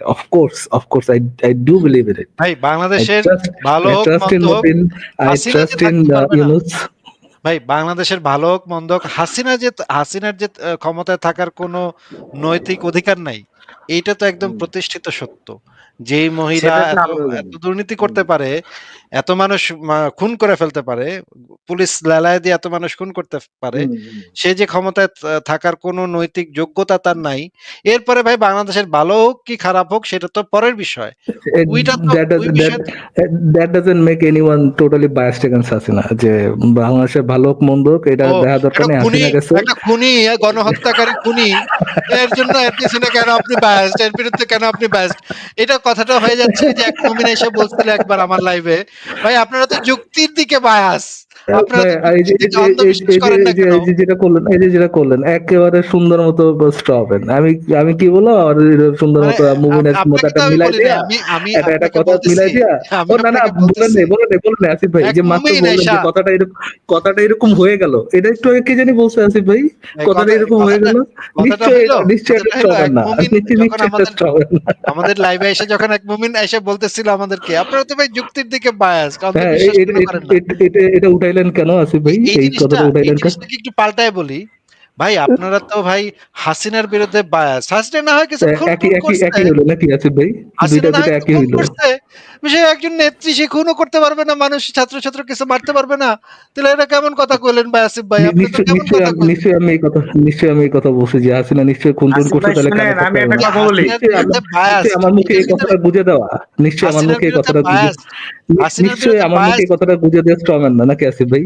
হাসিনার আমার বিরুদ্ধে মুখে এই বায়াস কথাটা এই গুঁজে দেওয়াটা কথাটাই তো, নিশ্চয়ই হাসিনার বিরুদ্ধে বায়াস কেন? এই কথাটাই তো, নো নো এই নো নো নো জিনিসটা, no no no no no এই নো নো জিনিসটা নো নো এক্সপ্লেইন আসিফ ভাই, করতেছে যে হাসিনা নো। খুন করছে তো ভাই, আমার তার কথাকে এই জন্য আপনি তার বিরুদ্ধে কথা আমার কইবেন, কথাকে আপনি তার তাফসীর বিরুদ্ধে বায়াস করতেছেন আসিফ হইবেন। ভাই। আসিফ ভাই আবার তাফসীর করতেছেন আমার কথাকে। আমি না অন্য কারণে আপনাকে হাসিনার আগস্টে বায়াস না বলতে হয় পারি, কয়েক বিভিন্ন কোটি কারণে, টাকা, যেমন না হয় কয়েক কোটি ফর টাকা এক্সাম্পল দুর্নীতি করছে, ফর এক্সাম্পল এবার আপনি আপনি বায়াস হবেন। আপনি যে আওয়ামী লীগ জুজুর ভোট দেখায়, ওই যে জামাত শিবিরকে জুজুর ভয় দেখায় ক্ষমতায় আছে, এইটার বিরোধিতা করার জন্য আপনি এটা তো একমত হয়েছেন যে জামাত শিবির অ্যাকচুয়ালি আমি জুজুর ভয়। যদি এটা তো বলতে যদি পারি ভাই আপনি হাসিনার আগস্টে বায়াসড। যদি মানে যদি জামাতের যে ভয় সেটা যদি থাকে, তাহলে শেখ হাসিনা যখন ক্ষমতায় আসলো প্রথমে তখন সে তাকে নিষিদ্ধ করে নাই কেন? এটা গণজাগরণ তো ভিন্ন মঞ্চের কথায় সময়, যাচ্ছে না আসিফ ভাই, গণজাগরণ ভিন্ন কথায় মঞ্চের যাচ্ছে, সময়, ভিন্ন গণজাগরণ কথায় মঞ্চের যাচ্ছেন আসিফ সময় আসিফ একটা ভাই, প্রধান ভিন্ন দাবি, কথায় যাচ্ছেন। ভাই একটু কথাটা শুনেন। গণজাগরণ মঞ্চের সময় একটা প্রধান দাবি ছিল ধর্মভিত্তিক রাজনীতি নিষিদ্ধ করতে হবে, জামাত ইসলামী রাজনীতি নিষিদ্ধ করতে হবে। সেই সময় হাসিনা এবং আওয়ামী লীগ কেন বলছিল যে ধর্মভিত্তিক রাজনীতি নিষিদ্ধ করা যাবে না? কারণ হচ্ছে এই জামাতকেও নিষিদ্ধ করা যাবে না, ধর্মভিত্তিক রাজনীতিও নিষিদ্ধ করা যাবে না। কারণ আওয়ামী লীগের রাজনীতি নির্ভর করে জামাতের রাজনীতির উপরে। জামাতকে দেখায় তাদের বারবার সেই একই জিনিস, একই কার্ড খেলতে হবে, প্রতিবার একই কার্ড খেলতে হবে যে জামাত চলে অস্বীকার তো আসবে, করতেছি না আসিফ জামাত ভাই, চলে আসবে। অস্বীকার তো করতেছি না আমি, তাহলে বাট দ্য এই থিং ইজ কার্ড আর কতবার আমরা এই কার্ডের কারণে আমি আপনার হাসিনার এগেইনস্টে বায়াস বলছি এই জন্য, কারণ আপনি নিজেও মানে জামাত শিবিরের সাথে তাল মিলায় বলছেন যে জামাত শিবির হচ্ছে জুজুর ভয়, আপনি না নিজেও এই এটাতে এই একমত জুজুর হচ্ছিলেন। ভয়টা, এই জুজুর ভয়টা তো, জামাত দেখায় শিবির কি অ্যাকচুয়াল আমাদেরকে জুজুর ভয় বারবার আসিফ ভাই? জামাত শিবির কি অ্যাকচুয়াল জুজুর ভয় বাংলাদেশের জন্য? জামাত শিবিরের সমর্থন বাংলাদেশে এখনো অত্যন্ত কম। আমি যেই সমস্ত জায়গা থেকে ইনফরমেশন পাচ্ছি, জামাত আপনি আপনি শিওর আসতে আসিফ ভাই, পারেন, শিওর আপনি আসতে পারেন, আপনি শিওর আসতে পারেন। জামাত ইসলামী শিওর। জামাত ইসলামী ক্ষমতায় আসবে আসিফ ভাই এখন। কোনোভাবেই হাসিনার এগেইনস্টে বায়াস না, অফকোর্স না। জামাত ফারাজ শিবির ভাই,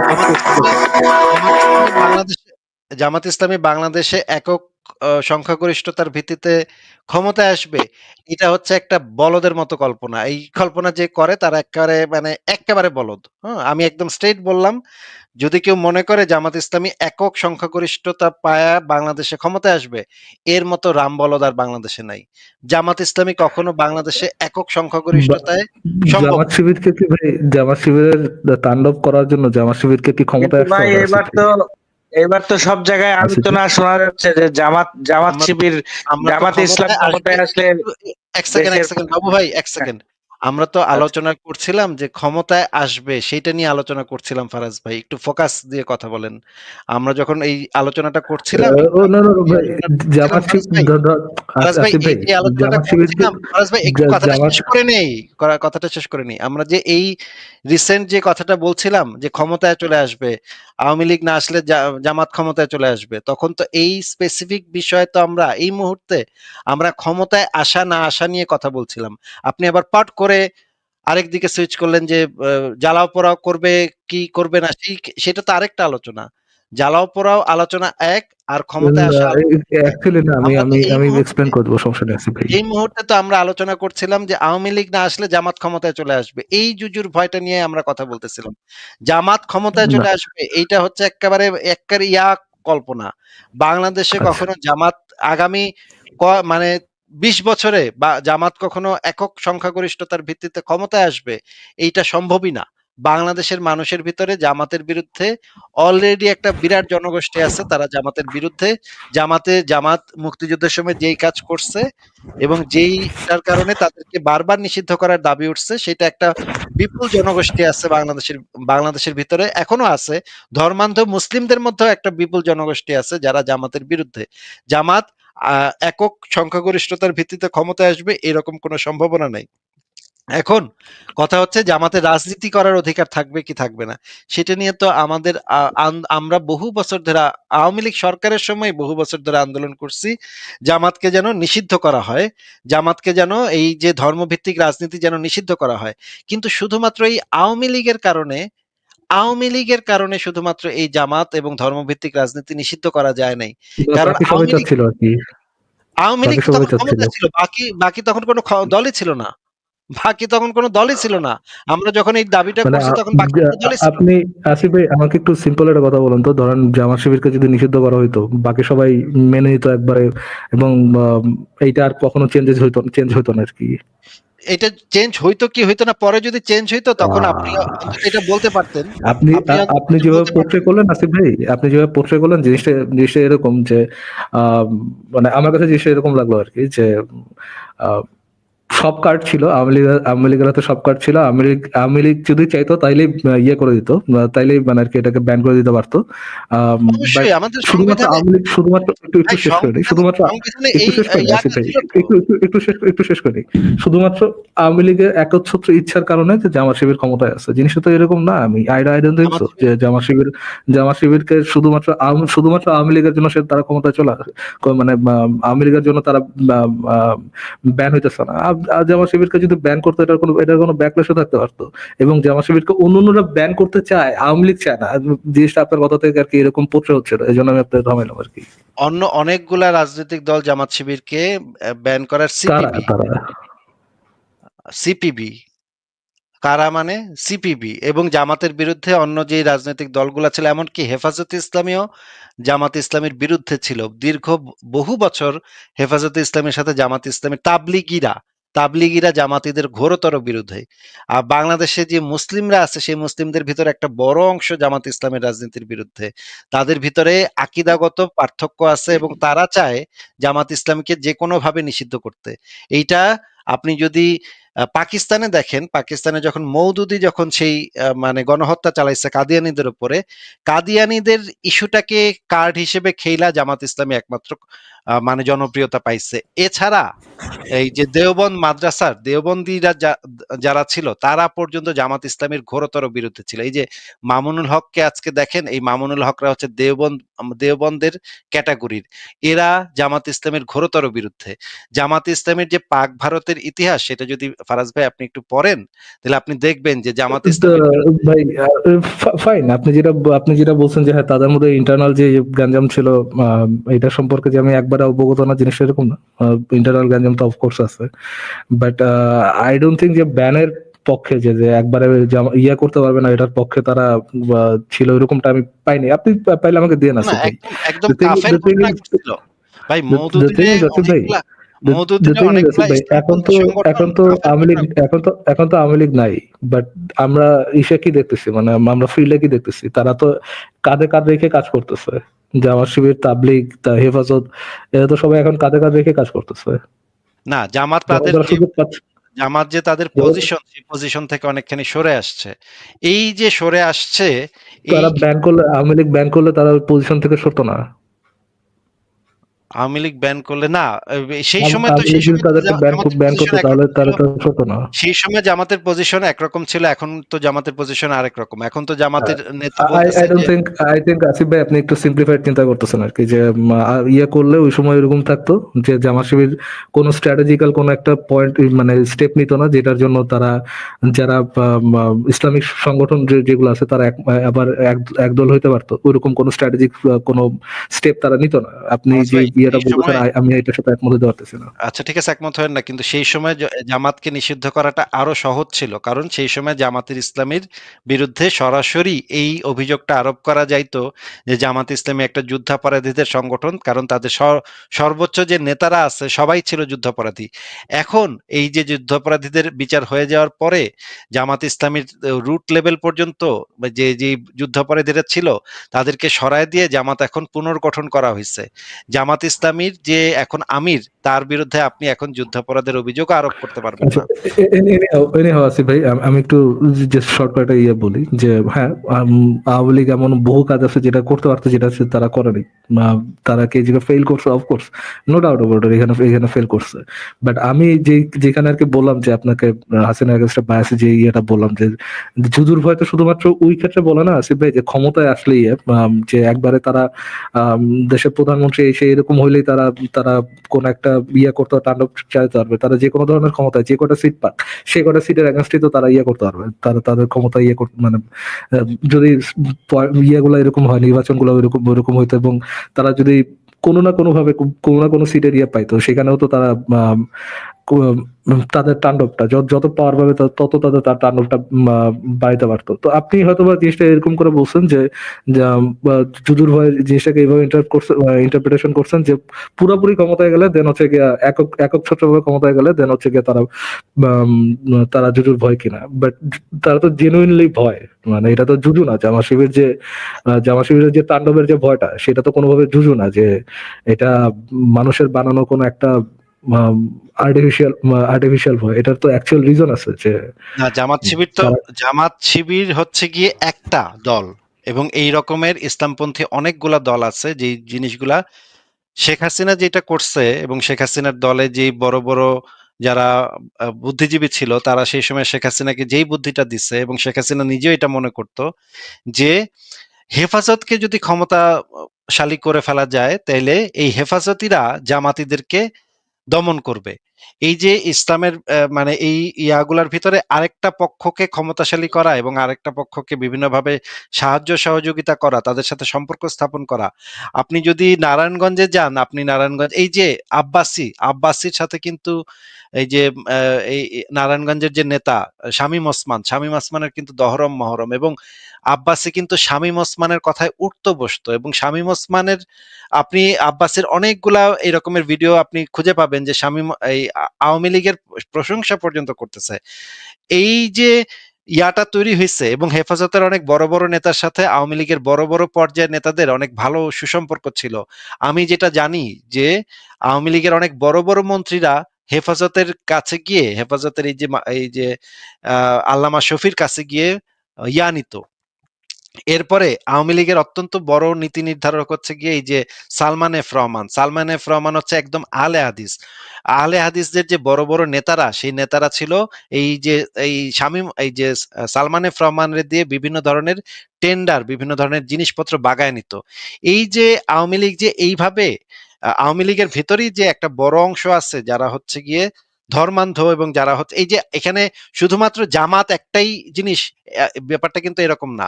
এইটা অ্যাজ এ হোল যদি আপনি চিন্তা করেন, ইসলামিস্টরা কিন্তু আওয়ামী লীগ সরকারের সময় ক্ষমতায়ন হয়েছে তাদের। এই যে এখন আপনি বলতে পারেন জামাত ক্ষমতা, আরে জামাত ক্ষমতায় আসলো কে আসলো না, অন্য যে ইসলামিক গোষ্ঠীগুলো আছে তারা তো এখানে ক্ষমতাবান হয়ে যাচ্ছে, তারা তারা তো পাওয়ার পাচ্ছে, এই হেফাজতেরা তো পাওয়ার পাচ্ছে, এবং এই হেফাজতিদের যে এত জায়গা জমি পর্যন্ত দেয়া হইলো, এবং পরবর্তীতে যে মারাত্মক যে ঘটনাটা ঘটলো যে মাদ্রাসা শিক্ষাকে বিশ্ববিদ্যালয়ের সমমানের করা হইলো, সেই মাদ্রাসার ছাত্ররা তখন ঢাকা বিশ্ববিদ্যালয়ে ভর্তি হইতে পারবে, এটাতে তো একদম মেসাকার হয়ে গেছে। আপনি যদি এই জিনিসগুলা সমস্ত কিছু করে জামাত আসবে, জামাত এসে পড়বে, জামাত জ্বালাপোড়া করবে, এই একই জিনিস যদি আপনি করেন, আপনার মাথায় যদি এটা সেট হয়ে থাকে সবসময় যে জামাত আসবে, ভাই আর আপনি আমার এইভাবে পোর্ট্রে কেন করতেছেন আসিফ ভাই? এইভাবে কেন পোর্ট্রে করতেছেন যে জামাত আসবে, জামাত আসবে? ভাই ফর এক্সাম্পল আমি যদি আপনার ওয়ার্ড নেই, আপনি নিজেই তো বলছেন আসিফ ভাই, লাইভের মধ্যে বলছেন যে জামাত যদি ক্ষমতায় আসেও তারা মানুষ দেখানোর জন্য 2-3 বছর ভালো কাজ করবে। এই মানে চোখ দেখার মানে ভুল বুঝানো ভালো কাজ, এটাকে তো আপনি ওইভাবে পোর্ট্রে করছেন। আমি তো এটা নিয়ে ভাই এত করতেছি না। না, এটা তো অবশ্যই জামাত তো এখনই দেখেন আপনি, জামাতের যে লিডার সে বলতেছে মেয়েদের জামা কাপড়ের ব্যাপারে, তারা যদি ক্ষমতায় আসে তাহলে মেয়েদের জামা কাপড়ের ব্যাপারে তারা কোনো করবে না। এই যে ভালো কথাগুলো বলতেছে, এই যে ভালো কথা, না ভালো কথা তো বলতেছে তো, তারা কি বলতেছে না? এটা কি বলছে আপনি শোনেন নাই? না আসিফ ভাই, I don't আমি wanna say ফারাজ ভাই anything about একবারে ইসের মতো কথাবার্তা, একদম মানে ইসের মতো কথাবার্তা বলতেছেন। জামাতের লিডার যে এই কথাটা মুখ দিয়ে বলছে, এটা তো আপনি ভাই। শুনছেন, এটা তো আপনি জানেন। প্রত্যেকটা লিডারই তো ক্ষমতায় যাওয়ার আগে বহু ভালো ভালো আরে কথাই আমি তো বলে। সেটা আপনাকে বলি নাই Does যে that mean সে যে এটা ওটা ফুলফিল করবে। সেটা তো আমি আপনাকে বলি নাই যে সে সেটা ফুলফিল করবে কি করবে না। সেটা তো আমি আপনাকে বলি নাই। আমি তো আপনাকে এইটা বলতেছি না যে হ্যাঁ, জামাত ইসলামী ক্ষমতায় গেলে এই যে কথাটা তাদের সে বলছে সেই কথাটা তারা ফুলফিল করবে। এটা তো আপনাকে আমি বলি নাই। আমি আপনাকে বলছি জামাতের নেতা তো এই কথাটা বলছে। এটা তো আপনি জানেন নাকি? হ্যাঁ, শুনছি আসিফ ভাই, শুনছি আমি। তাহলে এই কথাটা বলাটা একটা একটা গুরুত্বপূর্ণ ব্যাপার যে জামাতের লিডারের মুখের থেকেও এখন এই ধরনের কথাবার্তা বেরোচ্ছে।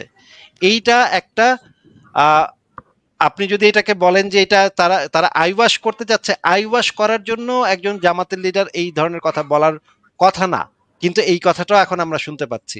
তার মানে হচ্ছে ভাই জামাত এই আপনি কি বলতেছেন আসিফ ভাই, কি বলতেছেন? এই যে জামাত শিবির যে এটা কোনো কথা না, তাদের যে যে ওটার নাম জানি কি, হারামজাদার নাম জানি কি, যে দিলা রাজাকার যে লাইভে ইসের মধ্যে বলে নাই, টপ শোতে যে বলে নাই যে নারী নেতৃত্ব হারাম, এটা আমরা কখনো বলি নাই, ইসলাম কখনো এই কথা বলে নাই যে নারী নেতৃত্ব হারাম, এই ধরনের মিথ্যা কথা কি বলে নাই? এটা তো বহু বছর ধরে বলে আসতেছে। এটা তো নতুন কোনো কিছু না আসিফ ভাই। না আমি আহ, নারী নেতৃত্ব হারাম এটা মানে জামাত ইসলামী কখনো বলে নাই, মানে বুঝলাম না কথা। ওই জামাত ইসলামের নেতা বলে নাই, বা জামাতের নেতা ওই যে দিলা রাজাকার বলে নাই, এটা এসেছে টিভি শোতে যায় কি যে বলছে? নারী নেতৃত্ব হারাম, এই কথা ইসলামে কোথাও নাই। আপনি হ্যাঁ শুনেন না আসিফ ভাই? হ্যাঁ, এটা তো বলছে। হ্যাঁ, তো মিথ্যা কথা তারা বলে না, তারা তো মানে মুখের আগে তাদের মিথ্যা কথা থাকে। জামাত ইসলামের যে বিভিন্ন জায়গায় তারা মানুষের সাথে মিশে কিভাবে, মিথ্যা কথা বলে তো মানুষের সাথে মিশে। না না ছল চাতুরি তো জামাত শিবিরের একেবারে মানে রগে রগে আছে আসিফ ভাই। একটা ইসলামী দল যখন এই ধরনের একটা বিবৃতি দেয়, তখন ইসলামী দলের ভিতরে একটা হাইরার্কি থাকে। সেই মানে নিচের যে যারা কর্মী তারা তখন তাদের নেতাকে এই বিষয়ে তাদের জবাবদিহি করতে হয়। এই ধরনের একটা বক্তব্য দিলে, জামাতের লিডার যখন এই ধরনের একটা বক্তব্য দিবে তখন তাদের একটা প্রেসার ক্রিয়েট হয় যে এই ধরনের বক্তব্য সে কেন দিচ্ছে। কিন্তু সেই জিনিসটা থেকেও এখন জামাত ইসলামী এই বক্তব্য দিচ্ছে যে আওয়ামী লীগও রাজনীতি করার অধিকার থাকতে হবে। এই কথাটা কয়েকদিন আগে জামাতের লিডার বলছে, এই কথাও বলছে। উঠায়ও হ্যাঁ? নিছে আসিফ ভাই, এটা উঠায়ও নিছে। এই কথাটা উঠায় নিছে কিনা আমি জানি না, কিন্তু এই কথাটা আমি তাদের না, বলছিল এই কথাটা বলছে জামাত যে নেতা এই কথাটা বলছিল। আওয়ামী লীগেরও এখন রাজনীতি করার ইয়াটা থাকতে হবে। আওয়ামী লীগও আমাদের ভাই, আওয়ামী লীগের লোকেরাও আমাদের ভাই।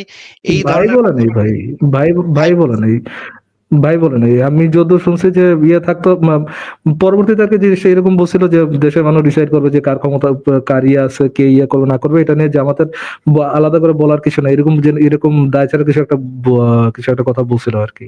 বাট এই যে তাদের থাকতে হবে, অধিকার থাকতে হবে, এরকম করে বলছে আমি শুনি নাই ভাই। কিন্তু ভাই ফারাজ আমি ভাই আপনার আমি এই জিনিসগুলো শুনছি জামাতে আমি এই ইসলাম জিনিসগুলো শুনছি যে জামাতের যে লিডার এখন যে কথাবার্তাগুলা বলতেছে সেগুলো আপনি যদি খেয়াল করেন আপনি দেখবেন যে এগুলা জামাতের নীতি আদর্শের সাথে মিলতেছে না। এগুলা অনেকখানি সেকুলার কথাবার্তা বলতেছে। তার এখন মানে কথাবার্তার স্টাইলই এখন সেকুলারদের মতো একদম। সে মনে হয় কথাবার্তা শুনলে মনে হয় সে একটা সেকুলার দলের নেতা। এই যে ট্রান্সফরমেশন আসিফ ভাই, আমি আপনার কথাটা এখনই ভুল প্রমাণ করে দিতে পারি। কি ভুল প্রমাণ করে আমি কি দিতে দিব? পারেন? আপনি যে বললেন যে জামাত ইসলামের যে এই যে কথাটা যে যে কেউ যে ধরনের কাপড় পরতে পারবে, এই যে এই কথাটা বললেন, এইটা যে ইন্টারপ্রিটেশন হচ্ছে না, এটা যে বললেন যে সেকুলার হিসাবে ইন্টারপ্রিটেশন হচ্ছে, এই জিনিসটা যে ভুল, আমি এটা এখনই প্রমাণ করে দিতে পারি। আমি তাদের কিভাবে প্রমাণ? মানে ইসলামিস্টরা এটার কিভাবে ইন্টারপ্রিটেশন করতেছে এটা দিয়ে দেখাতে পারি, মানে এই ইয়েটা দেখাতে পারি, ভাই সেটা তো তাদের সেটা ইন্টারপ্রিটেশনটা দেখাতে পারি। সেটা তো সেটা তো ভিন্ন ভিন্ন জিনিস। কিন্তু জামাত ইসলামী লিডারের যে এখনকার কথাবার্তা যে আহ, আহ, মানে জামাত ইসলামী নীতি আদর্শের সাথে মিলতেছে না, অনেকখানি সেকুলার আমি আমি ধরনের আমি কার কথাবার্তা বলতেছে। ইন্টারপ্রিটেশন নিব? আমি কার মানে জামাত ইসলামের লিডারের কথা ইন্টারপ্রিটেশন কার থেকে নিব? আপনার থেকে নিব নাকি জামাতের বা ইসলামিস্টদের থেকে নিব? কাদের থেকে নিব? মানে কারদের থেকে নিবেন মানে সারা মানে ফেসবুক তো ভর্তি হয়ে গেছে এই কথাগুলাতে জামাতের লিডার এই জিনিসটা বলছে। সবাই আমি তো এগুলো নিয়ে কথা বিভিন্ন টক কথা শোতে বলছে কথা বলছে আমি বিভিন্ন টক আমি শোতে ডিনাই বিভিন্ন করতেছি টক না শোতে তো কথা বিভিন্ন টক শোতে তো কথা এই ভাই। জিনিসগুলো নিয়ে বারবার আলোচনা হচ্ছে যে জামাতের লিডার এই কথাটা বলছে, জামাতের লিডার এই হ্যাঁ, জিনিসটা কথা বলছে হচ্ছে এবং সেটা নিয়ে তো আমার ইয়ে নাই, সেটা নিয়ে তো আমার দ্বিমত নাই আসিফ ভাই। বাট কথার ইন্টারপ্রিটেশনটা কি, সেটা ইন্টারপ্রিটেশনটা কি আমি আপনারটা নিব নাকি ইসলামিস্টদের থেকে নিব? কোনটাতে কোন ইন্টারপ্রিটেশনটা সঠিক ইন্টারপ্রিটেশন হবে? মানে ইন্টারপ্রিটেশন এখানে কেন আসতেছে সেটাই তো আমি বুঝতেছি না। জামাতের লিডারের যে বর্তমান সময়ের আপনি কথাবার্তা এই কথাটাকে নিতেছেন একভাবে যে এটা হচ্ছে সেকুলার টাইপের কথা। আমি এইটার ইয়েটা তাদের আমি মানে ইসলামিকদের থেকে যে কথাটা শুনছি সেটা হচ্ছে এটা সেকুলার টাইপের কোনো কথা না। এটা হচ্ছে শুধুমাত্র মুসলিমদের জন্য, মানে অমুসলিমদের জন্য, যে অমুসলিমরা যেরকম খুশি তেমন ইয়া করতে পারবে। মানে তাদের interpretation. I am not saying যে আপনি রং বা তারা রাইট, বা তারা রাইট আপনি রাইট তারা রং, আমি এরকম কোনো কিছু বলতেছি না। আমি বলতেছি যে এই যে ইন্টারপ্রিটেশন আপনি যেটা দিতেছেন সেটা তো একমাত্র ইন্টারপ্রিটেশন না, এবং সেই ইন্টারপ্রিটেশনটা বা একটা ম্যাসিভ ইন্টারপ্রিটেশন যেটা যাচ্ছে ইসলামিস্টরা যে ইন্টারপ্রিটেশনটা করতেছে সেটা হচ্ছে এই যে নারীদের পোশাকের স্বাধীনতার কথা বলছে, এটা শুধুমাত্র অমুসলিমদের জন্য থাকবে, মুসলিমদের জন্য না। আচ্ছা এই যে এটা কি ওই জামাতের লিডার ওই বক্তব্যতেই বলছে? না, ওই বক্তব্য তো বলে না, ইন্টারপ্রিটেশন যারা আর কি যারা আর কি মানে ইসলামিস্টরা এটা নিয়ে আর কি ইন্টারপ্রিটেশন দিচ্ছে, এটার ভিডিও দেখছিলাম আমি আর কি। আচ্ছা অন্য কোনো ইসলামিক স্টেটের কি ইন্টারপ্রিটেশন দিছে সেটা তো আমি দেখি নাই। আমি যেটা এখন দেখতেছি সেটা আপনাকে বলি যে জামাত ইসলামী যে আহ, দেখানোর মতো হইল একটা ইসলামিক রাষ্ট্রে কিন্তু আচ্ছা এটা দেখাতে হবে না এই ব্যক্তি কি ইন্টারপ্রিটেশন দিছে সেটা দেখাতে হবে না ভাই, দেখানোর দরকার নেই। আহ, জামাত ইসলামী লিডারের যে বর্তমান সময়ের কথাবার্তা সেই কথাবার্তাগুলা যে জামাত ইসলামী রাজনীতির সাথে মিলতেছে না, এটা তো ভাই এখন সবাই জানে, সবাই দেখতেছে যে জামাত ইসলামী লিডার এখন। আপনি টোপকে ভাই হোপ বানাইতেছেন। আমি এই আমি জিনিসটা তো হোপ বুঝতেছি না। বানাইতেছি না, আশ্চর্য কথা, হোপ কোথায় বানাইতেছি আমি কি বলছি যে জামাত এই কাজগুলো আসলেই করবে, জামাত একটা ভালো দল হয়ে গেছে, এটা কি আমি বলছি? ভাই ফারাজ ভাই আপনি তো আমার এটা কথা এটা কি মিন করে ভাই? এটা দ্বারা এটা দ্বারা কি মিন করলো আসিফ ভাই? এটা আমি দ্বারা এইটা পয়েন্টটা কি মিন মিন করলো? করতেছি, এইটা মিন করতেছি যে জামাত ইসলামী আই ওয়াশ করার জন্য হইলেও এই কথাগুলা তাদের এখন বহিতেছে এইটা। সো সো মানে নেক্সট ইয়ে কি? এটা তো সেটাই কি তো আমি পয়েন্ট? সেটাই তো আমি আগেও যেটা বলছি সেটাই মানে তো আপনাকে দেখাইলাম। আসিফ ভাই, ক্যান আই সে আপনার কথাটাকে ঘুরে যদি আমি এটা বলতে পারি যে আমার শিবিরা বিভিন্ন ধরনের টোপ দিচ্ছে, আমি যদি এই কথাটা এইভাবে বলি কথাটা কি ভুল হবে? অবশ্যই হ্যাঁ, ঠিক এটা ভুল ঠিক হবে কথা, কথাটা? ঠিক ঠিক কথা, কথা, হ্যাঁ ওকে। ভুল জামা হবে, শিবিরা হ্যাঁ। টোপ দিচ্ছে, এটা দেন হোয়াট? জামা শিবিরা টোপ দিচ্ছে, এটার সাথে তো আমি একমত দেন। তো সেইটা তো আমি তো সেটা বলতেছি যে জামাত ইসলামী যদি জামাত ইসলামী কখনো বাংলাদেশে আগামী 20 বছরে একক সংখ্যাগরিষ্ঠতার ভিত্তিতে কখনো ক্ষমতায় আসবে না। যদি ক্ষমতায় আসেও তাহলে তাদের ইনিশিয়ালি তাদের বহির্বিশ্বে দেখাইতে হবে যে আমরা একটা সেকুলার দেশ, আমরা একটা গণতান্ত্রিক দেশ, এই দেশে সংখ্যালঘুরা খুব সুখে শান্তিতে বসবাস করতেছে, এই জিনিসটা তাদের বাধ্য হইতে হবে। এবং জামাত হচ্ছে আমেরিকা এবং জঙ্গি সংগঠনগুলা ডবল এজেন্ট হিসেবে কাজ করতেছে আজকে বহু বছর ধরে। জামাত ইসলামীর সাথে আমেরিকার যে একটা সুসম্পর্ক, আপনি যদি যুদ্ধাপরাধীদের বিচারের পুরো প্রক্রিয়াটা দেখেন সেই সময় আমেরিকা সরকার থেকে বারবার এই মানে বিচার প্রক্রিয়াটা আহ, বাধাগ্রস্ত করার একটু জন্য থামাইতে পারে বারবার চেষ্টা আসিফ ভাই, করা হয়েছে। একটু কি? থামাইতে পারে আসিফ ভাই, একটু থামাইতে পারে আসিফ ভাই, মানে যে যে কোনো দেশে আর কি কোন একটা ইসলামিস্ট কোন একটা সংগঠন ক্ষমতায় আসার আগে এরকম টোপ ব্যবহার করে কি তারা ক্ষমতায় আসে না? এন্ড দেন সেকেন্ড কোশ্চেন, টোপ দেখানোর পর যখন তারা ক্ষমতায় যায়, তারা কি তাদের ক্ষমতার, আপনি যে বললেন যে লোক দেখানোর জন্য ওইটা করে নাকি ক্ষমতার অপব্যবহার করে? আপনি যদি পুরাটা তাদের পুরা শাসনতন্ত্র দেখেন, যত যত বছর ধরে তারা শাসন করুক, ওই শাসনতন্ত্র তারা কি যে টোপ গুলা দেয় ওই টোপ মানে বা লোকজনকে দেখানোর জন্য তারা ভালো করে, নাকি ওভারঅল জাজ করলে তারা দেশের খারাপ করে, কোনটা করে? ফারাজ ভাই, আমি একটা পয়েন্টে ছিলাম, সেই পয়েন্টটা থেকে আপনি আবার আরেক জায়গায় চলে গেলেন। আমি যে পয়েন্টটা আচ্ছা, ছিলাম সেই পয়েন্টটা আগে সরি একটু শেষ সরি করি। হ্যাঁ, আমেরিকার ডবল এজেন্ট হিসেবে জামাত ইসলামী বহু বছর ধরে কাজ করে, পাকিস্তানেও কাজ করে, ভারতেও কাজ করে এবং বাংলাদেশেও কাজ করে। কি কাজ করে?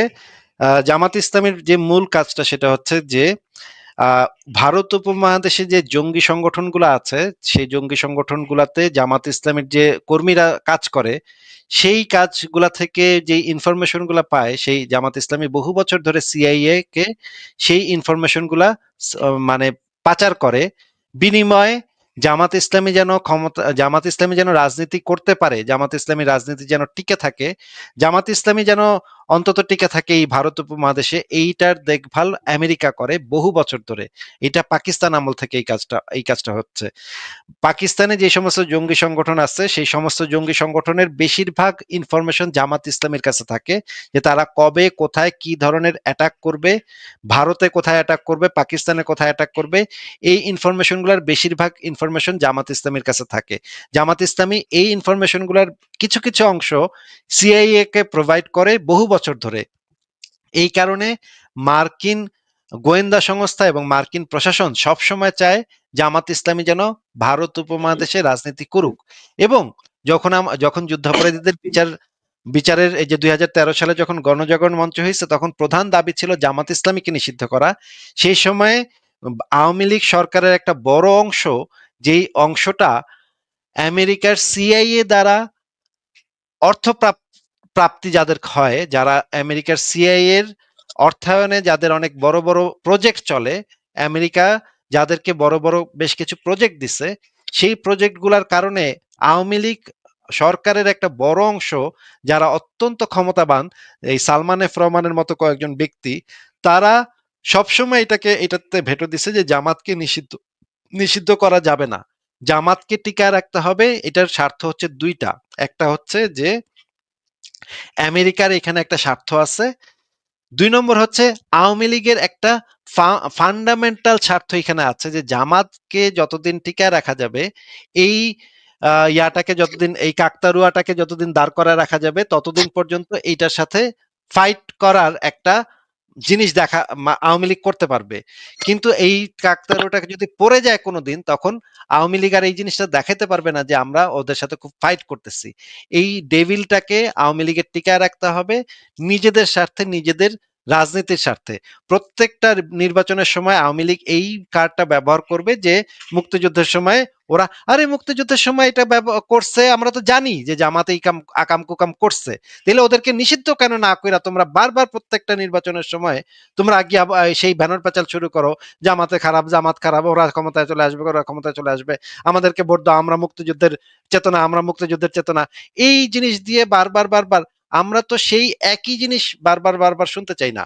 এখন তো সেইগুলা স্টপ করার সময় আসছে আমাদের। এখন ওই যে জামাত কি করছে, সেই একই জিনিস বছরের পর বছর, 50 বছর 100 বছর ধরে আমরা জামাত কি করছে এই পেঁচাল আমরা কেন পারবো? আর জামাতের রাজনীতি নিষিদ্ধ করো, জামাতের রাজনীতি নিষিদ্ধ করে এই জামাত চ্যাপ্টার বন্ধ করো। এই যে ওরা কি করছে সেই চ্যাপ্টার বন্ধ করে যেই রাজনৈতিক দলগুলো আছে, সেই রাজনৈতিক দলগুলোর মধ্যে গণতন্ত্র এবং বাক স্বাধীনতা প্রতিষ্ঠা করো, এটা ছিল আমাদের দাবি। কিন্তু এই দাবি তো আওয়ামী লীগ ফুলফিল করতে দেয় নাই। আওয়ামী লীগ তো সেই পলিসি নিয়ে রাখছে যে জামাতকে টিকায় রাখবে এবং জামাতকে দেখায় তারা বারবার ক্ষমতায় যাবে, জামাত আইসা পড়বে, এই জিনিস দেখায়, সেম জিনিস দেখায়, বারবার ক্ষমতায় আসবে। এইটা তো একটা কোনো একটা মানে ভালো রাজনৈতিক পরিবেশ না এখানে। তাইলে আমরা আমাদের তো সেই রাজনৈতিক পরিবেশটা গড়ে তুলতে হবে যেখানে গণতান্ত্রিক পদ্ধতিতে একটা দল ক্ষমতায় যাবে। জামাত যতদিন থাকবে, জামাতকে নিষিদ্ধ করার দাবি তো আমাদের সেই অনেক বছর আগে থেকে, এখনো করে নাই কেন? শেষ মুহূর্তে এসে একটা মানে ফাইজলামিটা করলো যে জামাতকে নিষিদ্ধ করে দিল। এটা যে টিকবে না এটা তো সবাই জানতো যে এই নিষিদ্ধকরণ তো টিকবে না।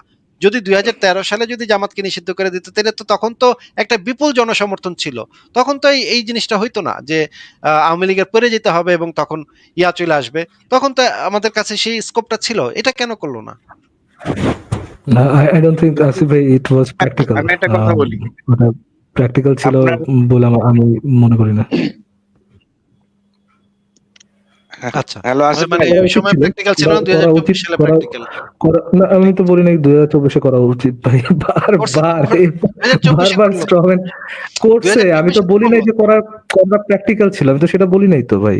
প্র্যাকটিক্যাল মানে কি, যেটা আমি বুঝাচ্ছি যেটা করলে ইফেক্টিভ কোনো ইয়ে হইতো, মানে ওই জিনিসটা তারা করলে মানে ওই জামা শিবির ব্যানই থাকতো বা এটার কোনো ব্যাকল্যাশ হইতো না, বা ওটা জনতা খুব আপনি যেটা বললেন আর কি সাদরে মেনে নিত, আমি সেটা আর কি মনে করতে পারতেছি না।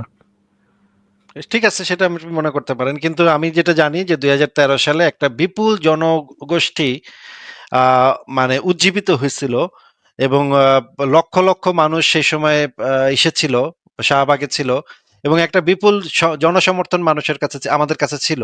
সেই সুযোগটা কাজে লাগায় এই জামাতকে তখন নিষিদ্ধ করা যেত, ধর্মভিত্তিক রাজনীতি নিষিদ্ধ করা যেত। এছাড়া আর কখনো আর কোনো স্কোপ নাই ওইটাকে নিষিদ্ধ। এইটা আমি আসিফ ভাই 100% মানে if I think about it, যে এই যে আপনাদের যে জনসমর্থনটা এটা নষ্ট করার পিছনে তো মানে বড় হাত হচ্ছে কি আপনার আওয়ামী লীগ এবং জামাত শিবির দুজনেরই। জামাত শিবির মানে ইসলামিস্ট দুজনকে বলতে হয়। আওয়ামী লীগ যে যদি ওই ইসের মতো ফাত্রামি না করতো, ওই আন্দোলনগুলোর মতো ফাত্রামি না করতো, তারা যদি যে এটা না দেখাইতো যে এটা তাদের বানানো কোনো একটা ইয়ে বা তাদের সংগঠনে গড়ে ওঠা কোনো একটা ইয়ে, ওইটা যদি ওই ফাত্রামি গুলো যদি না করতো, আপনাদের যেভাবে ফালতু ভাবে যেভাবে ইউজ করলো, এইভাবে যদি মানে ইউজ না করতে আওয়ামী লীগ, তাহলে হয়তোবা একটা একটা চেঞ্জেস আসা ছিল। ফর এক্সাম্পল আমি নিজেই দেখছি যে ওইখান থেকে লোকজন চলে।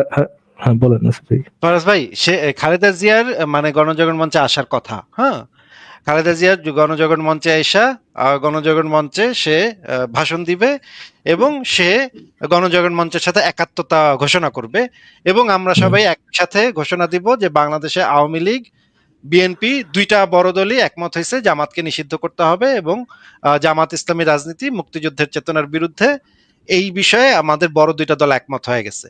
এই আমাদের পরিষ্কার প্ল্যানের মধ্যে আমরা দেখলাম যে ছাত্রলীগের লোকজন ঢুইকা গিয়া বললো খালেদা জিয়ারে ঢুকতে দেওয়া যাবে না, গণজাগরণ মঞ্চে খালেদা জিয়া ঢুকতে পারবে না।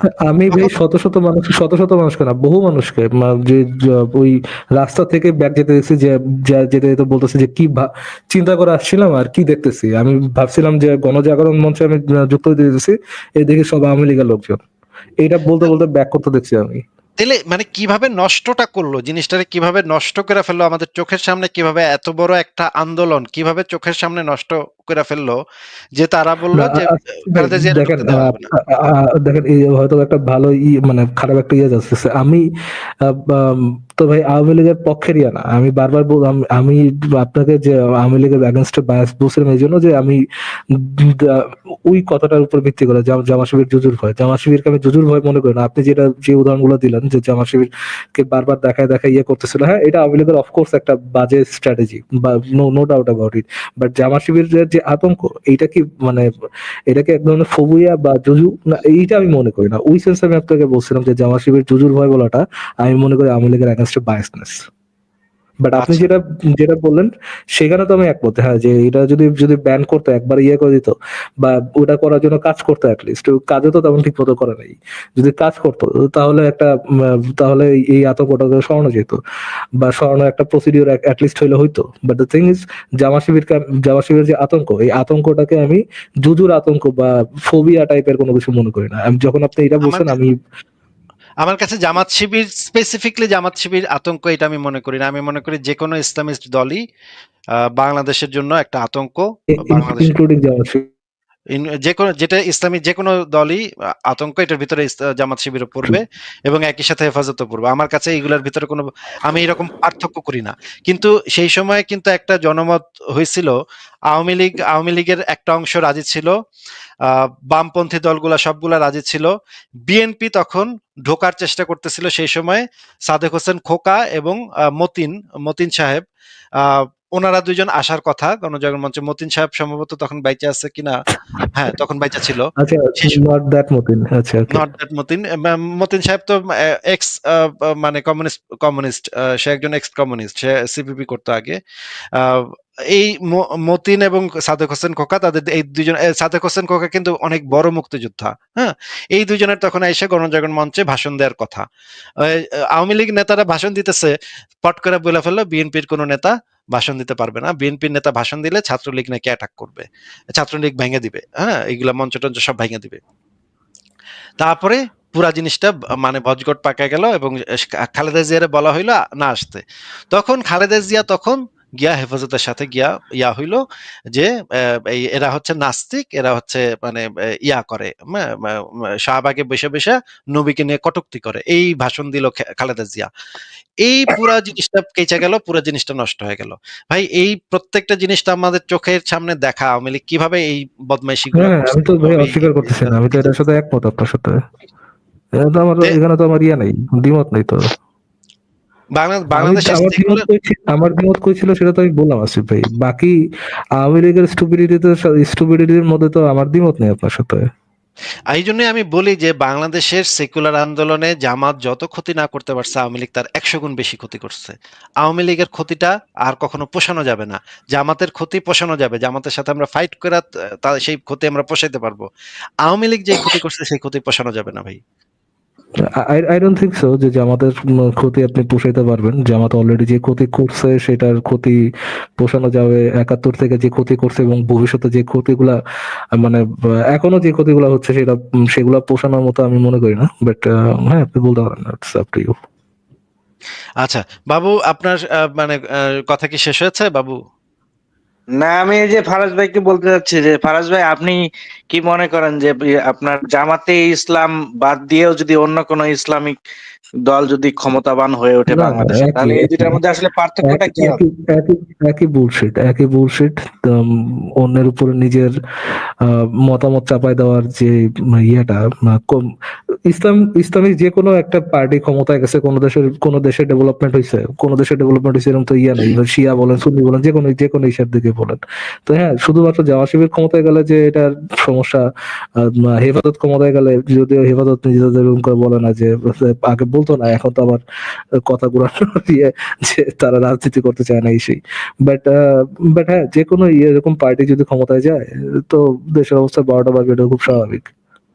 হ্যাঁ, কারণ আমরা তো ছোটবেলায় দেখছি যে জামাত শিবির বলতে যে আতঙ্কটা ছিল, রক কাটা বা আপনার এই যে জঙ্গিবাদী বোমা হামলা, এই জিনিসগুলা কিন্তু এখনকার ছেলে মেয়েরা কিন্তু স্বীকার করে না বা জানেই না। হ্যাঁ, কারণ এখন অনেকদিন ধরে তারা এই ধরনের আমার নিজের ফ্রেন্ড সারা জীবনের মতো অন্ধ হয়েছে জামা শিবিরের আতঙ্কে। বুঝছেন আসিফ ভাই, কলেজ থেকে আসতেছিল, বুঝছেন, যে বাসে ছিল, ইট মারছে, বাসের কাছ যা পড়ছে একেবারে চোখের ভিতরে। চিন্তা করেন পুরোনো অবস্থা।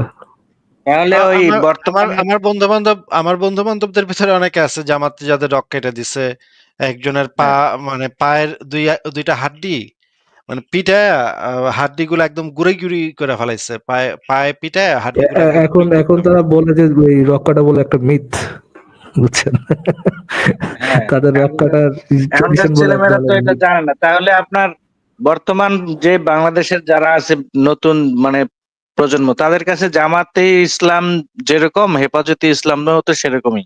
আর আগের যে যারা জামাতে এই ইসলামী বিষয়টাও তো তারা স্বীকার করে না।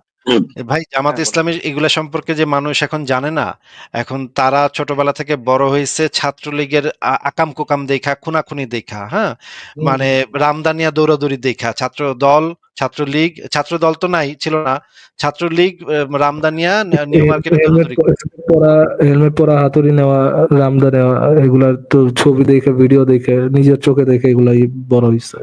এগুলা দেখে তারা বড় হয়েছে। তারা কিভাবে, আপনি যদি তাদেরকে এখন বলেন যে জামাত এগুলা করছে, তারা তো এগুলা আসলে আপনি তাদেরকে বিশ্বাস করাতে পারবেন না যে জামাত এগুলা করছে। তারা চোখের সামনে দেখতেছে যে ছাত্রলীগ এগুলো করতেছে। তাইলে এই জিনিসগুলা তো আহ, ছাত্রলীগ যদি এই কাজগুলা না করতো, তখন আপনি সেই জিনিসগুলা তাদেরকে দেখাইতে পারতেন, তাদেরকে সেই প্রমাণগুলা দেখাইতে পারতেন।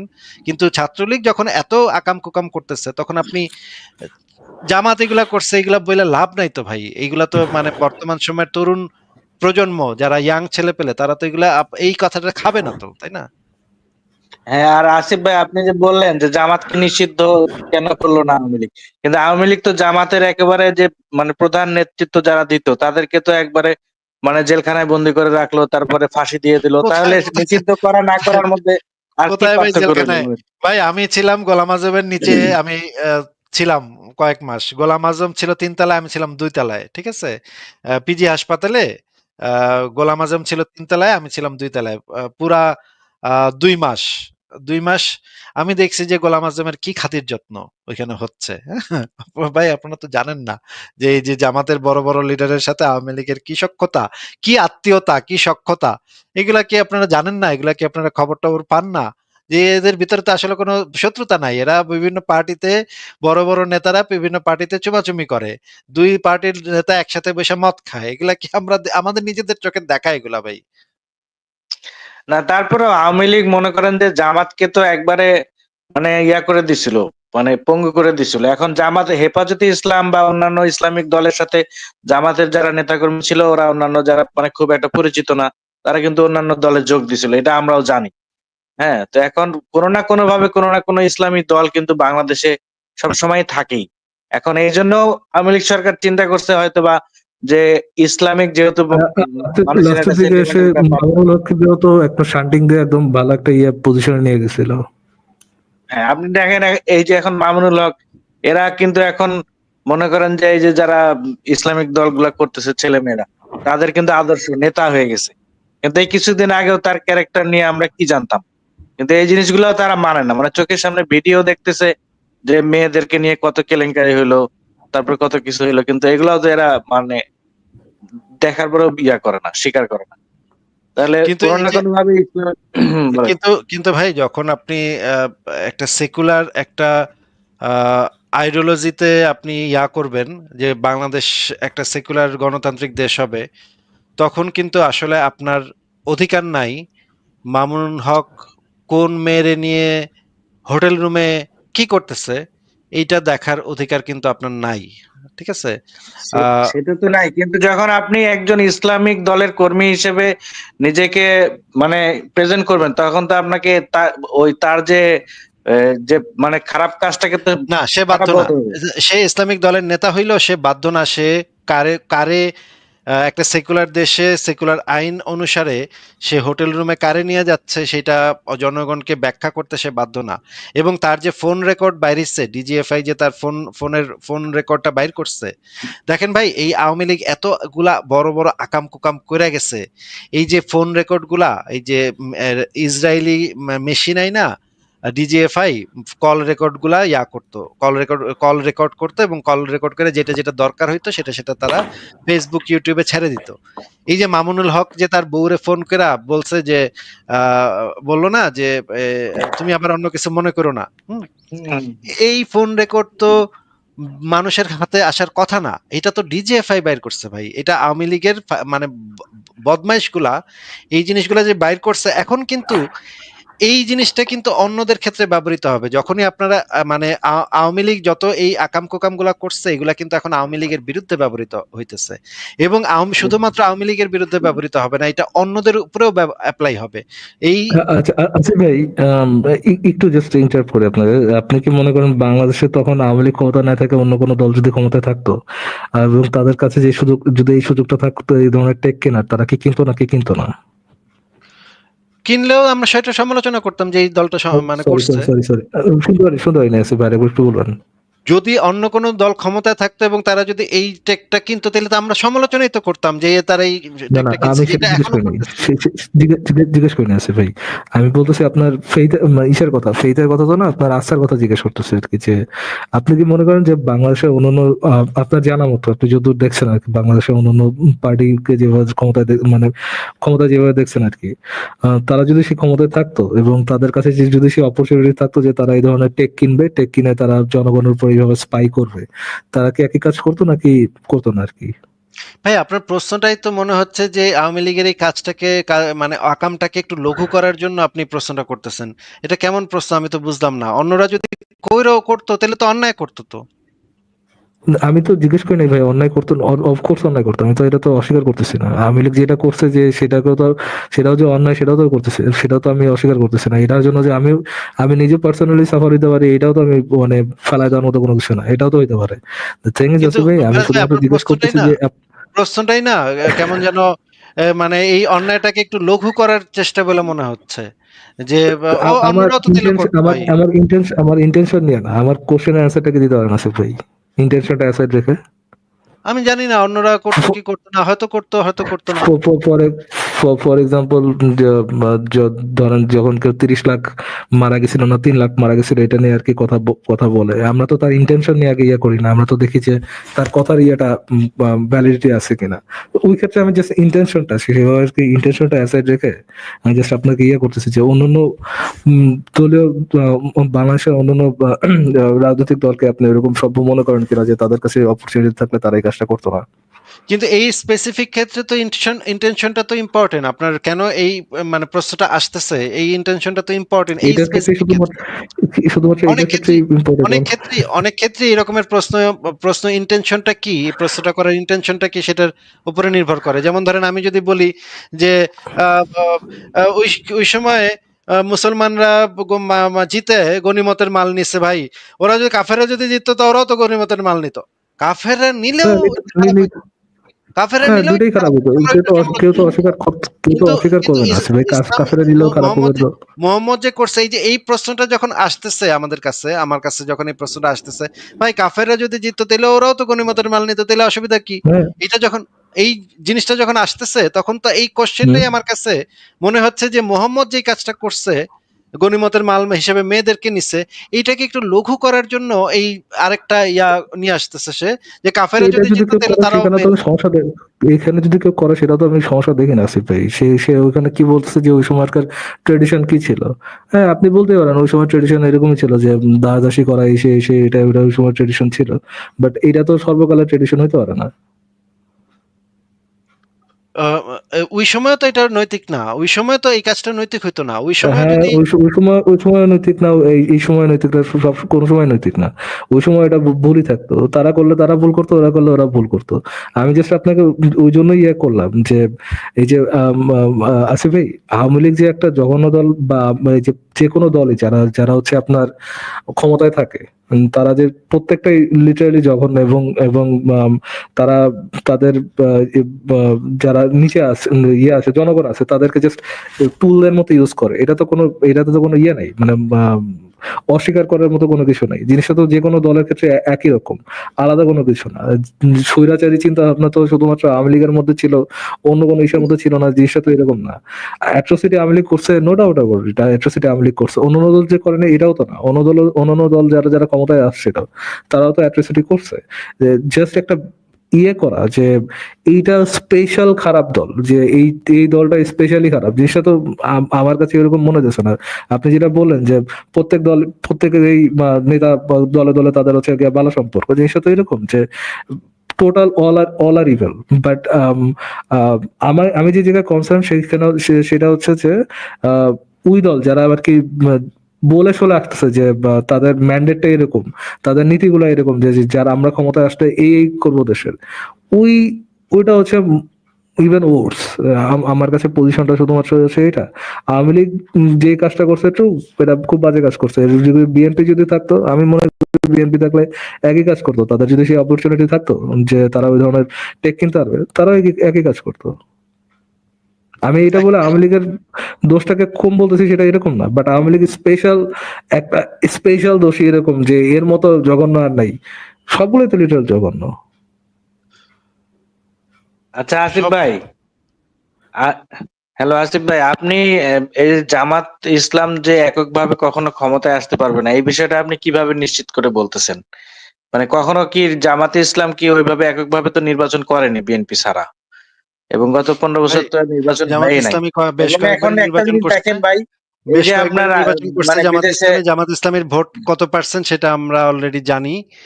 জামাত ইসলামীর মানে কর্মীর সংখ্যা কত এবং ভোটের সংখ্যা অনুমান করা যায় যে জামাত ইসলামীর ভোটের সংখ্যা খুব বেশি হইলে আহ, কয়েকটা জায়গা আছে যে জায়গায় জামাত ইসলামীর বেশ ভালো ঘাঁটি, আহ, সেই কয়টা জায়গা বাদ দিলে জামাত ইসলামী তেমন একটা জনপ্রিয়তা নাই। বেশিরভাগ অঞ্চলে, বাংলাদেশের বেশিরভাগ জেলায়, বেশিরভাগ জায়গাতে জামাত ইসলামীর সেরকম কোনো জনপ্রিয়তা নাই, কয়েকটা কেন্দ্র ছাড়া।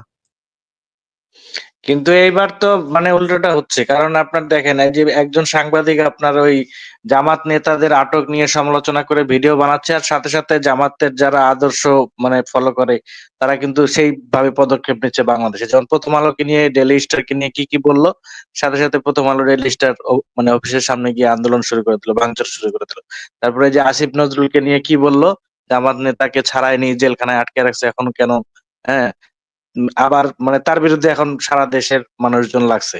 তাহলে এখান থেকে তো বোঝা যাচ্ছে, এবং বিভিন্ন চায়ের দোকানে বা অফিস আদালতে সব জায়গায় আমরা শুনতেছি যে জামাত এবার আসা দরকার, এবার আসা উচিত, কারণ সব দলকে তো আমরা দেখলাম।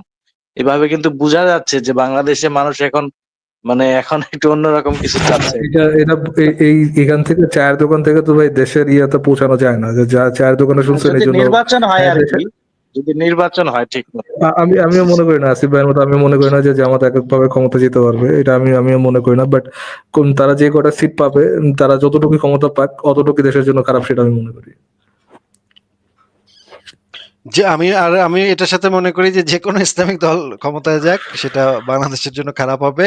তারা কোনো না কোনো মানে জিনিস ঢুকায় ফেলাবে এটার ভিতরে। জামাত ইসলামী যে আলাদা কিছু, আমি আলাদা হিসেবে মনে করি না, ওই একই মানে কাছাকাছি। আমি যেটা মনে করি যে বাংলাদেশের রাজনীতি যদি বিএনপিকে যদি করে রাখতো, বিএনপিকে যদি একটা বিরোধী দলের দিত, স্কোপটা দিত আওয়ামী লীগ তো বিএনপিকেও ডিস্ট্রয় করছে, মোটামুটি ডিস্ট্রয় করে ফেলছে। বিএনপি যদি টিকে থাকতে পারতো তাহলে মানুষ এই যে জামাতের দিকে যে এখন ঝোকার একটা আপনি চায়ের দোকানে পাচ্ছেন বাবু ভাই, এই জিনিসটা বিএনপি যদি ঠিকভাবে করতো, রান করতো, তাহলে এই ঘটনাটা ঘটতো না। এই ঘটনাটা ঘটার বিএনপির দালাল। বিএনপির সমস্যাটা, বিএনপির আপনার যতটুকু জনপ্রিয়তা ছিল আসিফ ভাই, বুঝছেন, এখন ধরেন যে সরকার পরিবর্তনের পরে বিএনপির রুট লেভেলে আপনার এই যে রাস্তাঘাটে চাঁদাবাজি বা আপনার এই যে ক্ষমতা বিস্তারের মানে চেষ্টা, এইসব কারণে বিএনপির প্রতি মানুষের একটু চলে আসছে। মানে বিএনপি এখন আসিফ ভাই আরেকটা কথা যে আপনি বলেন না ভাই, যে এই দেশের বেশিরভাগ ভোটার কিন্তু অশিক্ষিত বা কম শিক্ষিত। ফারাজ ভাই এই জিনিসটা কিন্তু মানে উচিত ছিল যে বিএনপির যে বড় বড় নেতারা ছিল একটা সময়, যে বড় বড় নেতারা ছিল, অনেক ভালো ভালো নেতা কিন্তু বিএনপিতে ছিল, তাদেরকে কিন্তু একদম মানে খুবই নির্মম ভাবে আওয়ামী লীগ দমন করছে। ভাই আজাইরা দিয়ে মানে যে এখন আওয়ামী লীগের সাথে যেটা হচ্ছে ওরকমটা তো নিউজ মিডিয়াও তো আসতে দেয় নাই। তারা আওয়ামী লীগের সাথে যেটা হচ্ছে ওরকম কাজ তো বিএনপির সাথেও তারা করছে। ভাই আমার বাসার নিচেই তো মানে বিএনপির এক কর্মী আত্মগোপন করে থাকতো, আমার বাসার নিচেই থাকতো। আমিও জানি যে এরকম অনেক দুই তিন পর পর গরিব লোক 2-3 দিন পর হুদাই তারা পুলিশ ধরে নিয়ে যায়, হুদাই তারা হাজার হাজার টাকার জরিমানা দেয়। হ্যাঁ, আমি যখন জেলে ছিলাম আমার সাথে এক বিএনপি নেতা, ছাত্র দলের নেতা আমার একই রুমের ভিতরে ছিল। এবারে জানে মানে বছর খানেক ধরে সে জেলে আছে, সে জানেই না যে তারে আসলে ধরছে, কোন কেসে ধরছে, কি জিনিস, এটাই সে জানে না। সে এই এই জিনিসটা অনেকবার তাদেরকে জিজ্ঞেস করছে গিয়া, মানে হাজতের ইসের কাছে জানার চেষ্টা করছে, এবং মা উকিল ধরেও জানার চেষ্টা করছে, কিন্তু এই জিনিসটাই সে বুঝতে পারতেছে না আসলে ঘটনাটা কি, তারে কোন মামলায় আটকাইছে, এটাই সে জানে না। তো আমি হতভম্ব হয়ে গেছি যে সে জানে না, মানে এটা তো মানে সে তো লেখা থাকবে, কাগজপত্র তো লেখা থাকবে। পরে অনেক ঘটাঘটি করে জানা গেল যে সে হচ্ছে গিয়ে একদিন হরতাল দিছিল, সেই হরতালে সে সদরঘাটে লঞ্চে করে চলে আসছিল।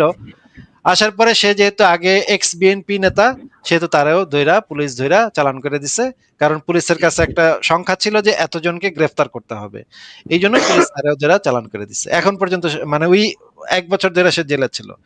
এই রকমের অসংখ্য মানুষকে বেহুদা বেহুদা তাদেরকে ধইরা জেলখানায় বেড়ে রাখছে বিএনপি করতো। ওই লোকগুলা যে খুব ভালো লোক তাও আমি বলতেছি না, ওই লোকও হয়তো টাউট বাটপার ছিল, গ্রামের টাউট বাটপার, ছোটখাটো টাউট বাটপার, কিন্তু একটা বিএনপি করছে এই জন্য যারা তারা করে নাই, হুদাহুদি। যেটা যেটা করে নাই সেটার জন্য তো ইয়ে করা, সেটার জন্য তারা অ্যাকিউজ করা, এটাই তো অপরাধ। হ্যাঁ, সেটাই মানে কেন সে জেলে থাকবে? আমি গ্যারান্টি দিয়ে বলতে পারবো না যে সে খুব ভালো লোক। হয়তো সে একটা টাউট, হয়তো সে আমার কথাবার্তা শুনে মনে হয়েছে সে আসলে টাউট, গ্রামের কোনো একটা টাউট বাটপার হইব। কিন্তু ভাই, তা হোক না, টাউট বাটপার হোক না, সে কেন জেলে কেন থাকবো? বিএনপি করার অপরাধে সে কেন জেলে থাকবো? এটা তো হইতে পারে না। এইভাবে মানে রাজনৈতিক ইয়াটাই নষ্ট করে দিছে আওয়ামী লীগ। আমি যেটা মনে করি, রাজনৈতিক যে পরিবেশটা, সেই গণতান্ত্রিক যে পরিবেশটা, একটা তো বিরোধী দল থাকতে হয়, বিরোধী দল একটা প্রেসার ক্রিয়েট সবসময় থাকতে। এখন যে এরকম একটা ভালো পরিস্থিতি আমার কাছে মনে হইতেছে এই কারণে যে আওয়ামী লীগ কিন্তু ধুমায়া ইউনুস একেবারে উল্টা পাল্টা করে মানে মানে গাইলাইতেছে। ফেসবুক খুললেই আমি দেখি আওয়ামী লীগের যারা সমর্থক, তারা ইউনুস একেবারে উল্টায় পাল্টায় দিতেছে, একেবারে গাইলা পুরা, মানে যা যা করতেছে সব প্রত্যেকটা জিনিস নিয়ে সমালোচনা করতেছে। আমি মনে করি এটা একটা পজিটিভ ভাই জিনিস যে আইটি সেল তো আওয়ামী লীগের এগেনস্টে আইটি সেল তো অনেক বেশি পাওয়ারফুল, কি বলেন আসিফ ভাই? হ্যাঁ, আবার বলেন, বুঝিনি কথাটা। আওয়ামী লীগের এগেনস্টে আইটি সেল তো আরো বেশি পাওয়ারফুল। তাইলে হয়তো মানে আপনার হোম পেজ আর আমার হোম পেজ হয়তো একটু ডিফারেন্স আছে, কারণ আপনি আপনি মিলিয়ন আপনি তো ভিউ যাদেরকে হয় ভাই আওয়ামী লীগের এগেনস্টে ইয়ে দিলে, এই যে ওইটার নাম জানি কি, ইলিয়াস না? ইলিয়াস, তারপরে যে পিনাকি, এরা তো আওয়ামী লীগের এগেনস্টে ভিডিও গুলো মিলিয়নস অফ ভিউজ হয়। না, না, আমার যে ফেসবুক ফ্রেন্ড লিস্ট সেটা হয়তো একটু ডিফারেন্ট, আপনার সাথে হয়তো এটা একটু ডিফারেন্ট। আমি যেটা ফেসবুক খুললেই দেখি আমার ফ্রেন্ড লিস্ট পাই পুরা ভর্তি ম্যাক্সিমাম আওয়ামী লীগের সমর্থক। হ্যাঁ, কারণ আমার পুরা 14 গোষ্ঠী এবং আশপাশ অনেক কিছু আওয়ামী লীগ। And হ্যাঁ, আমি আওয়ামী লীগের খুললেই লোকজন মানে বাঙালি অনেক ক্ষেত্রেই তো ভাই আওয়ামী আওয়ামী লীগের লোক লীগকে নাস্তিক বেশি ভাই, লেস ইভেল ইয়ে আওয়ামী মনে লীগের করে, লোক লেস ইভেল নাস্তিক বেশি, দল মনে করে। এই জন্য আপনার ফ্রেন্ড লিস্টে আওয়ামী লীগ বেশি। হ্যাঁ, আমি খুললেই দেখি যে মানে ইউনুসে গাইলা পুরো মানে চাঙ্গে উঠায় দিতেছে। এইটা একটা ভালো মানে মানে রাজনৈতিক পরিবেশ যে সরকারের একটা টাইটের উপরে রাখছে। আওয়ামী লীগের যারা নেতা কর্মী আছে তারা সরকারের টাইটের উপরে রাখছে। আমি এটাকে একটা কিন্তু পজিটিভ আসিফ দিক ভাই, বলে এই মনে করি। আপনার এই পাশাপাশি আরেকটা কথা কিন্তু সত্য, যেহেতু আমরা বাংলাদেশে আছি, আপনারা তো হয়তো গণমাধ্যম ছাড়া তো প্র্যাকটিক্যাল বিষয়টা তো আপনারা দেখতেছেন না।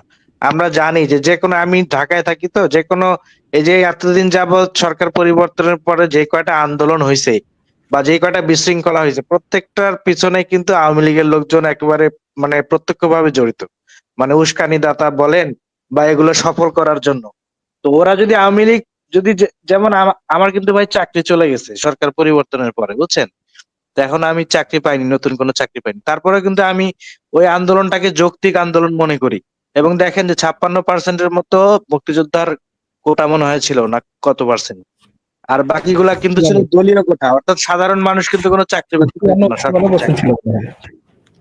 হ্যাঁ, সাধারণ সরকারি মানে সাধারণ মানুষ কোনো সরকারি চাকরি পেত না। এটা তো এই জন্য পিওর ওই স্ক্যাম। আন্দোলনটাকে এই যে কোনোভাবেই, ইসের হ্যাঁ, মুক্তিযোদ্ধা কোটার ইয়েটা, এটা তো পুরোটাই স্ক্যাম, যে নিজেদের লোকজন ঢুকাবে এবং এগুলো তো বিক্রি পুরোটা হতো। না ওইখানে, হ্যাঁ হ্যাঁ ওইখানে তো আছে, আর বাদ ভাই বাকি আপনার এমনি যে কয়টা কোটা ফাঁকা ছিল কোটা সেগুলো তো কোটা হচ্ছে সাধারণ মানুষ থেকে সার্টিফিকেট, চাকরি পাইতো না। কোটার সার্টিফিকেট বিক্রি হইতো, বিক্রি দলের নেতারা বিক্রি করতো কোটা, মানে কে হচ্ছে কি আপনার ইয়ে মুক্তিযুদ্ধ এই সেই এইটার সার্টিফিকেট বিক্রি করতো, তারা লিটারাল বিক্রি করতো। হ্যাঁ, আ- এবং আমি ধরেন যে বাদ বাকি আমিও যে আমিও কয়টা এটা জানি কোটা, যে আমার এক মানে আত্মীয় আছে, সে মুক্তিযুদ্ধের সার্টিফিকেট কিনছে, পয়সা দিয়ে কিনছে। সে মুক্তিযুদ্ধের সময় কি কোথায় ছিল সেটা আমার ফ্যামিলি খুব ভালোভাবে জানে, কারণ আমার বাবাও সেই সময় ছিল, এবং সে আমার বাবার যে মানে একটা গর্ত বানাইছিল, সেই গর্তের ভিতরে সে পুরা মুক্তিযুদ্ধের পুরাটা সময় সেই গর্তের ভিতরে সে লুকায় ছিল। এটা আমাদের ফ্যামিলির সবাই জানে। সে গিয়ে মুক্তিযুদ্ধের সার্টিফিকেট কিনা সে এখন মুক্তিযোদ্ধা। হ্যাঁ, মানে এরকম অসংখ্য ঘটনা আছে আওয়ামী লীগের সময়, যে টাকা দিয়ে এইগুলা কেনা। এই দুর্নীতি কইরে তো একেবারে শেষ করে দিছে একদম। যাই হোক, ফারাজ ভাই, তাহলে আপনি কি আরো আসিফ কিছুক্ষণ ভাই, আপনার লাইভটা কাছে একটা করবেন? প্রশ্ন আছে একটা। ও আপনার কাছে একটা আচ্ছা প্রশ্ন আসছে আসিফ ভাই, লাস্ট একটা। আচ্ছা। হ্যাঁ, হ্যাঁ, ঠিক, হ্যাঁ, হ্যাঁ, অবশ্যই হবে, অবশ্যই হবে। চাকরি দেয়া হবে, সাথে একটা জার্মান বউ দেয়া হবে, এবং খুব মানে সুন্দরী একটা বউ দেয়া হবে, এবং একটা বিরাট বড় একটা ফ্ল্যাট দেয়া হবে। সেই ফ্ল্যাটটার আনুমানিক দাম হইতে পারে মনে করে 2 মিলিয়ন ইউরো। আ ফা ফ্ল্যাটটা আবার সমুদ্রমুখী, মানে সমুদ্রের দিকে মুখ করা। এই জিনিসগুলা দেয়া হবে, এবং একটা চাকরি, যে চাকরিতে মনে করেন বছরে ইনকাম হচ্ছে 1,20,000 ইউরো। এটা আ দেয়া হবে। 1,20,000 ইউরো?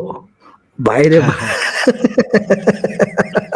আচ্ছা, না, ওকে। 1,20,000 কাকে দেওয়া হবে তুমি? কাকে দেওয়া হবে? মানে 120K, এটা কিন্তু খুব বেশি স্যালারিও না, আবার এত জোরে হাইসেন না। কিন্তু এটা আর কি দেয়া হবে, কি পরে তো কি প্রমোশনের করবো বিষয় আসিফ ভাই, হবে। গরিব গরিব মানুষ ভাই। এত ইউরোর কথা শুনলে মাঝে মাঝে মাথা মতো নষ্ট হয়ে যায়, মান্থলি যদি এত ইউরো আসে। এটা ইনিশিয়ালি এটা দেওয়া হবে, পরে আস্তে আস্তে মানে ইনক্রিমেন্ট তো থাকবেই আরো বছরে। আছে। বছরে কত পার্সেন্ট ইনক্রিমেন্ট, এবং আর এটার সাথে একটা আছে, মানে ক্রিসমাস বোনাস। ক্রিসমাস বোনাস তো এখানে দেওয়া হবে না, নাস্তিকীয় বোনাস দেওয়া হবে, সেটা বছর শেষে পাওয়া যাবে। হ্যাঁ, 13 নাইট মান্থের নাইট স্যালারি ইজেস পাবে। বোনাস। হ্যাঁ, কিন্তু 13 মান্থ আসিফ ভাই, স্যালারি।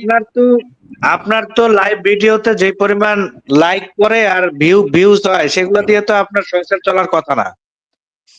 তার মানে তো বোঝা যায় যে আপনি একটা চাকরি বাকরি অন্য কিছু করেন। মানে অনেকে না এটা মনে ভাই, করে আর কি, যে না আপনি ভাই, এইসব ভিডিও টিডিও। না, না, মোসাদ থেকে টাকা আসে, অনেক টাকা আসে। এগুলা দিয়ে চলে আর কি সংসার। শ্যাকলস আজকে শ্যাকলস আছে। আজকে শাকেলটা তুলে আমি বাজারে যাব একটু পরে, দেখি। ঠিক আছে ফারাজ ভাই, আপনি তাহলে লাইভটা কন্টিনিউ করেন, আমি তাহলে বিদায় নেই। ওকে আসিফ ভাই, জয় বাংলা, জয় বঙ্গবন্ধু। ওকে, জয় বাংলা। না, জয় বাংলা নিয়ে আমার আছে। জয় বাংলা শব্দটাকে যেভাবে করা হচ্ছে, সেটা নিয়ে আমার আমার নিজস্ব মতামত আছে, যে জয় বাংলা তো মুক্তিযুদ্ধের স্লোগান। এটাকে মানে কেন করা হচ্ছে, এবং কেন এই জয় বাংলা স্লোগানের বিরুদ্ধে উঠাপড়া নামছে এই সরকার, এটা নিয়েও এটা একটা তো আপনার ওই আছে। যে আরেকজন ইউটিউবার ভিডিওতে আমি বলছে আমি যে এটা এটাতে হচ্ছে খারাপ কিছু নিপীড়কের মনে করি না আসিফ ভাই। স্লোগান, যেটার সাথে জনতা নিপীড়কদের কানেক্ট করতে স্লোগান। পারে না, সেটা সেটা জাতীয় স্লোগান হওয়া আসলে উচিত না। আমি মনে করি বাংলাদেশের জাতীয় স্লোগান যেটা হওয়া উচিত, সেটা হচ্ছে ভুয়া ভুয়া না, ভুয়া না, ভুয়া বাংলাদেশের ভুয়া। দ্যাট জাতীয় শুড বি বাংলাদেশের জাতীয় আল্লাহু আকবার, স্লোগান। আল্লাহু আকবার, কি বলেন? না আল্লাহু না আকবার। ভাই, আপনি রাস্তাঘাটে আল্লাহ আকবার থেকে ভুয়া ভুয়া বেশি শুনবেন। আই থিঙ্ক ওহ, ভুয়া শুড বি বাংলাদেশের জাতীয় স্লোগান। যে কোনো তো কিছুতে ভুয়া ভুয়া করে তারা। যে কোনো আমি কিছুতে। এই যে জয় বাংলা, এটা নিয়ে আমি একটা ভাবছি একটা গান বানাবো, মানে দিয়ে বা একটা গান বানাবো। দেখি কয়েকদিন পরে আমি আপলোড করবো নে, আপলোড করে তারপরে করা যাবে না। That would be very fascinating, Asif ভাই। আসিফ ভাই তো আওয়ামী লীগের লোক, এই যে আসিফ ভাই আওয়ামী লীগের লোক দেখা গেল। আমি আওয়ামী লীগের বিরুদ্ধে, কিন্তু আমি জয় বাংলার পক্ষে অবশ্যই। জয় বাংলা বাংলাদেশের একটা শিওর আসিফ ভাই, শিওর এই যে শিওর এই যে শিওর। এই যে এই যে আপনি আওয়ামী লীগের লোক। সাথে দাঁড়ান, নেক্সট লাইভে আপনার সাথে তুমুল আরেকটা বিতর্ক হবে, যেন আমার ওই ভিডিওটা 1,00,000 ভিউ হয়। আমি এই ব্যবস্থা করতেছি, দেখেন। নেক্সট লাইভে আপনার আবার সাথে একটা বলেন আসিফ ভাই, জামাত শিবির জুজুর ভয়, তাহলে আমরা 2 ঘন্টা এটা নিয়ে আলোচনা করবো। থ্যাংক বিরাট ইউ আসিফ ভাই ফাটাফাটি থাকার হবে জন্য। next live। 3 ঠিক আছে ঘন্টা ভাই, থাকার কথা ছিল, গেলাম। 1 ঘন্টা এক্সট্রা ছিলেন। থ্যাংক ইউ ঠিক ভেরি আছে, মাচ আসিফ ভাই। গুড নাইট সবাইকে, আমি গেলাম তাহলে, বাই বাই। ওকে, ঠিক আছে। বাবু ভাই, আর কি কিছু বলবেন আপনি? না ভাই, আর কিছু বলার নাই। ওকে, থ্যাংক ইউ বাবু ভাই যুক্ত থাকার জন্য। আচ্ছা। এবং বিজয় দিবসের শুভেচ্ছা অ্যাগেন আপনাকে। এন্ড জয় বাংলা, জয় Bangabandhu, I guess. Take care Babu ভাই, ভালো থাকেন তাহলে।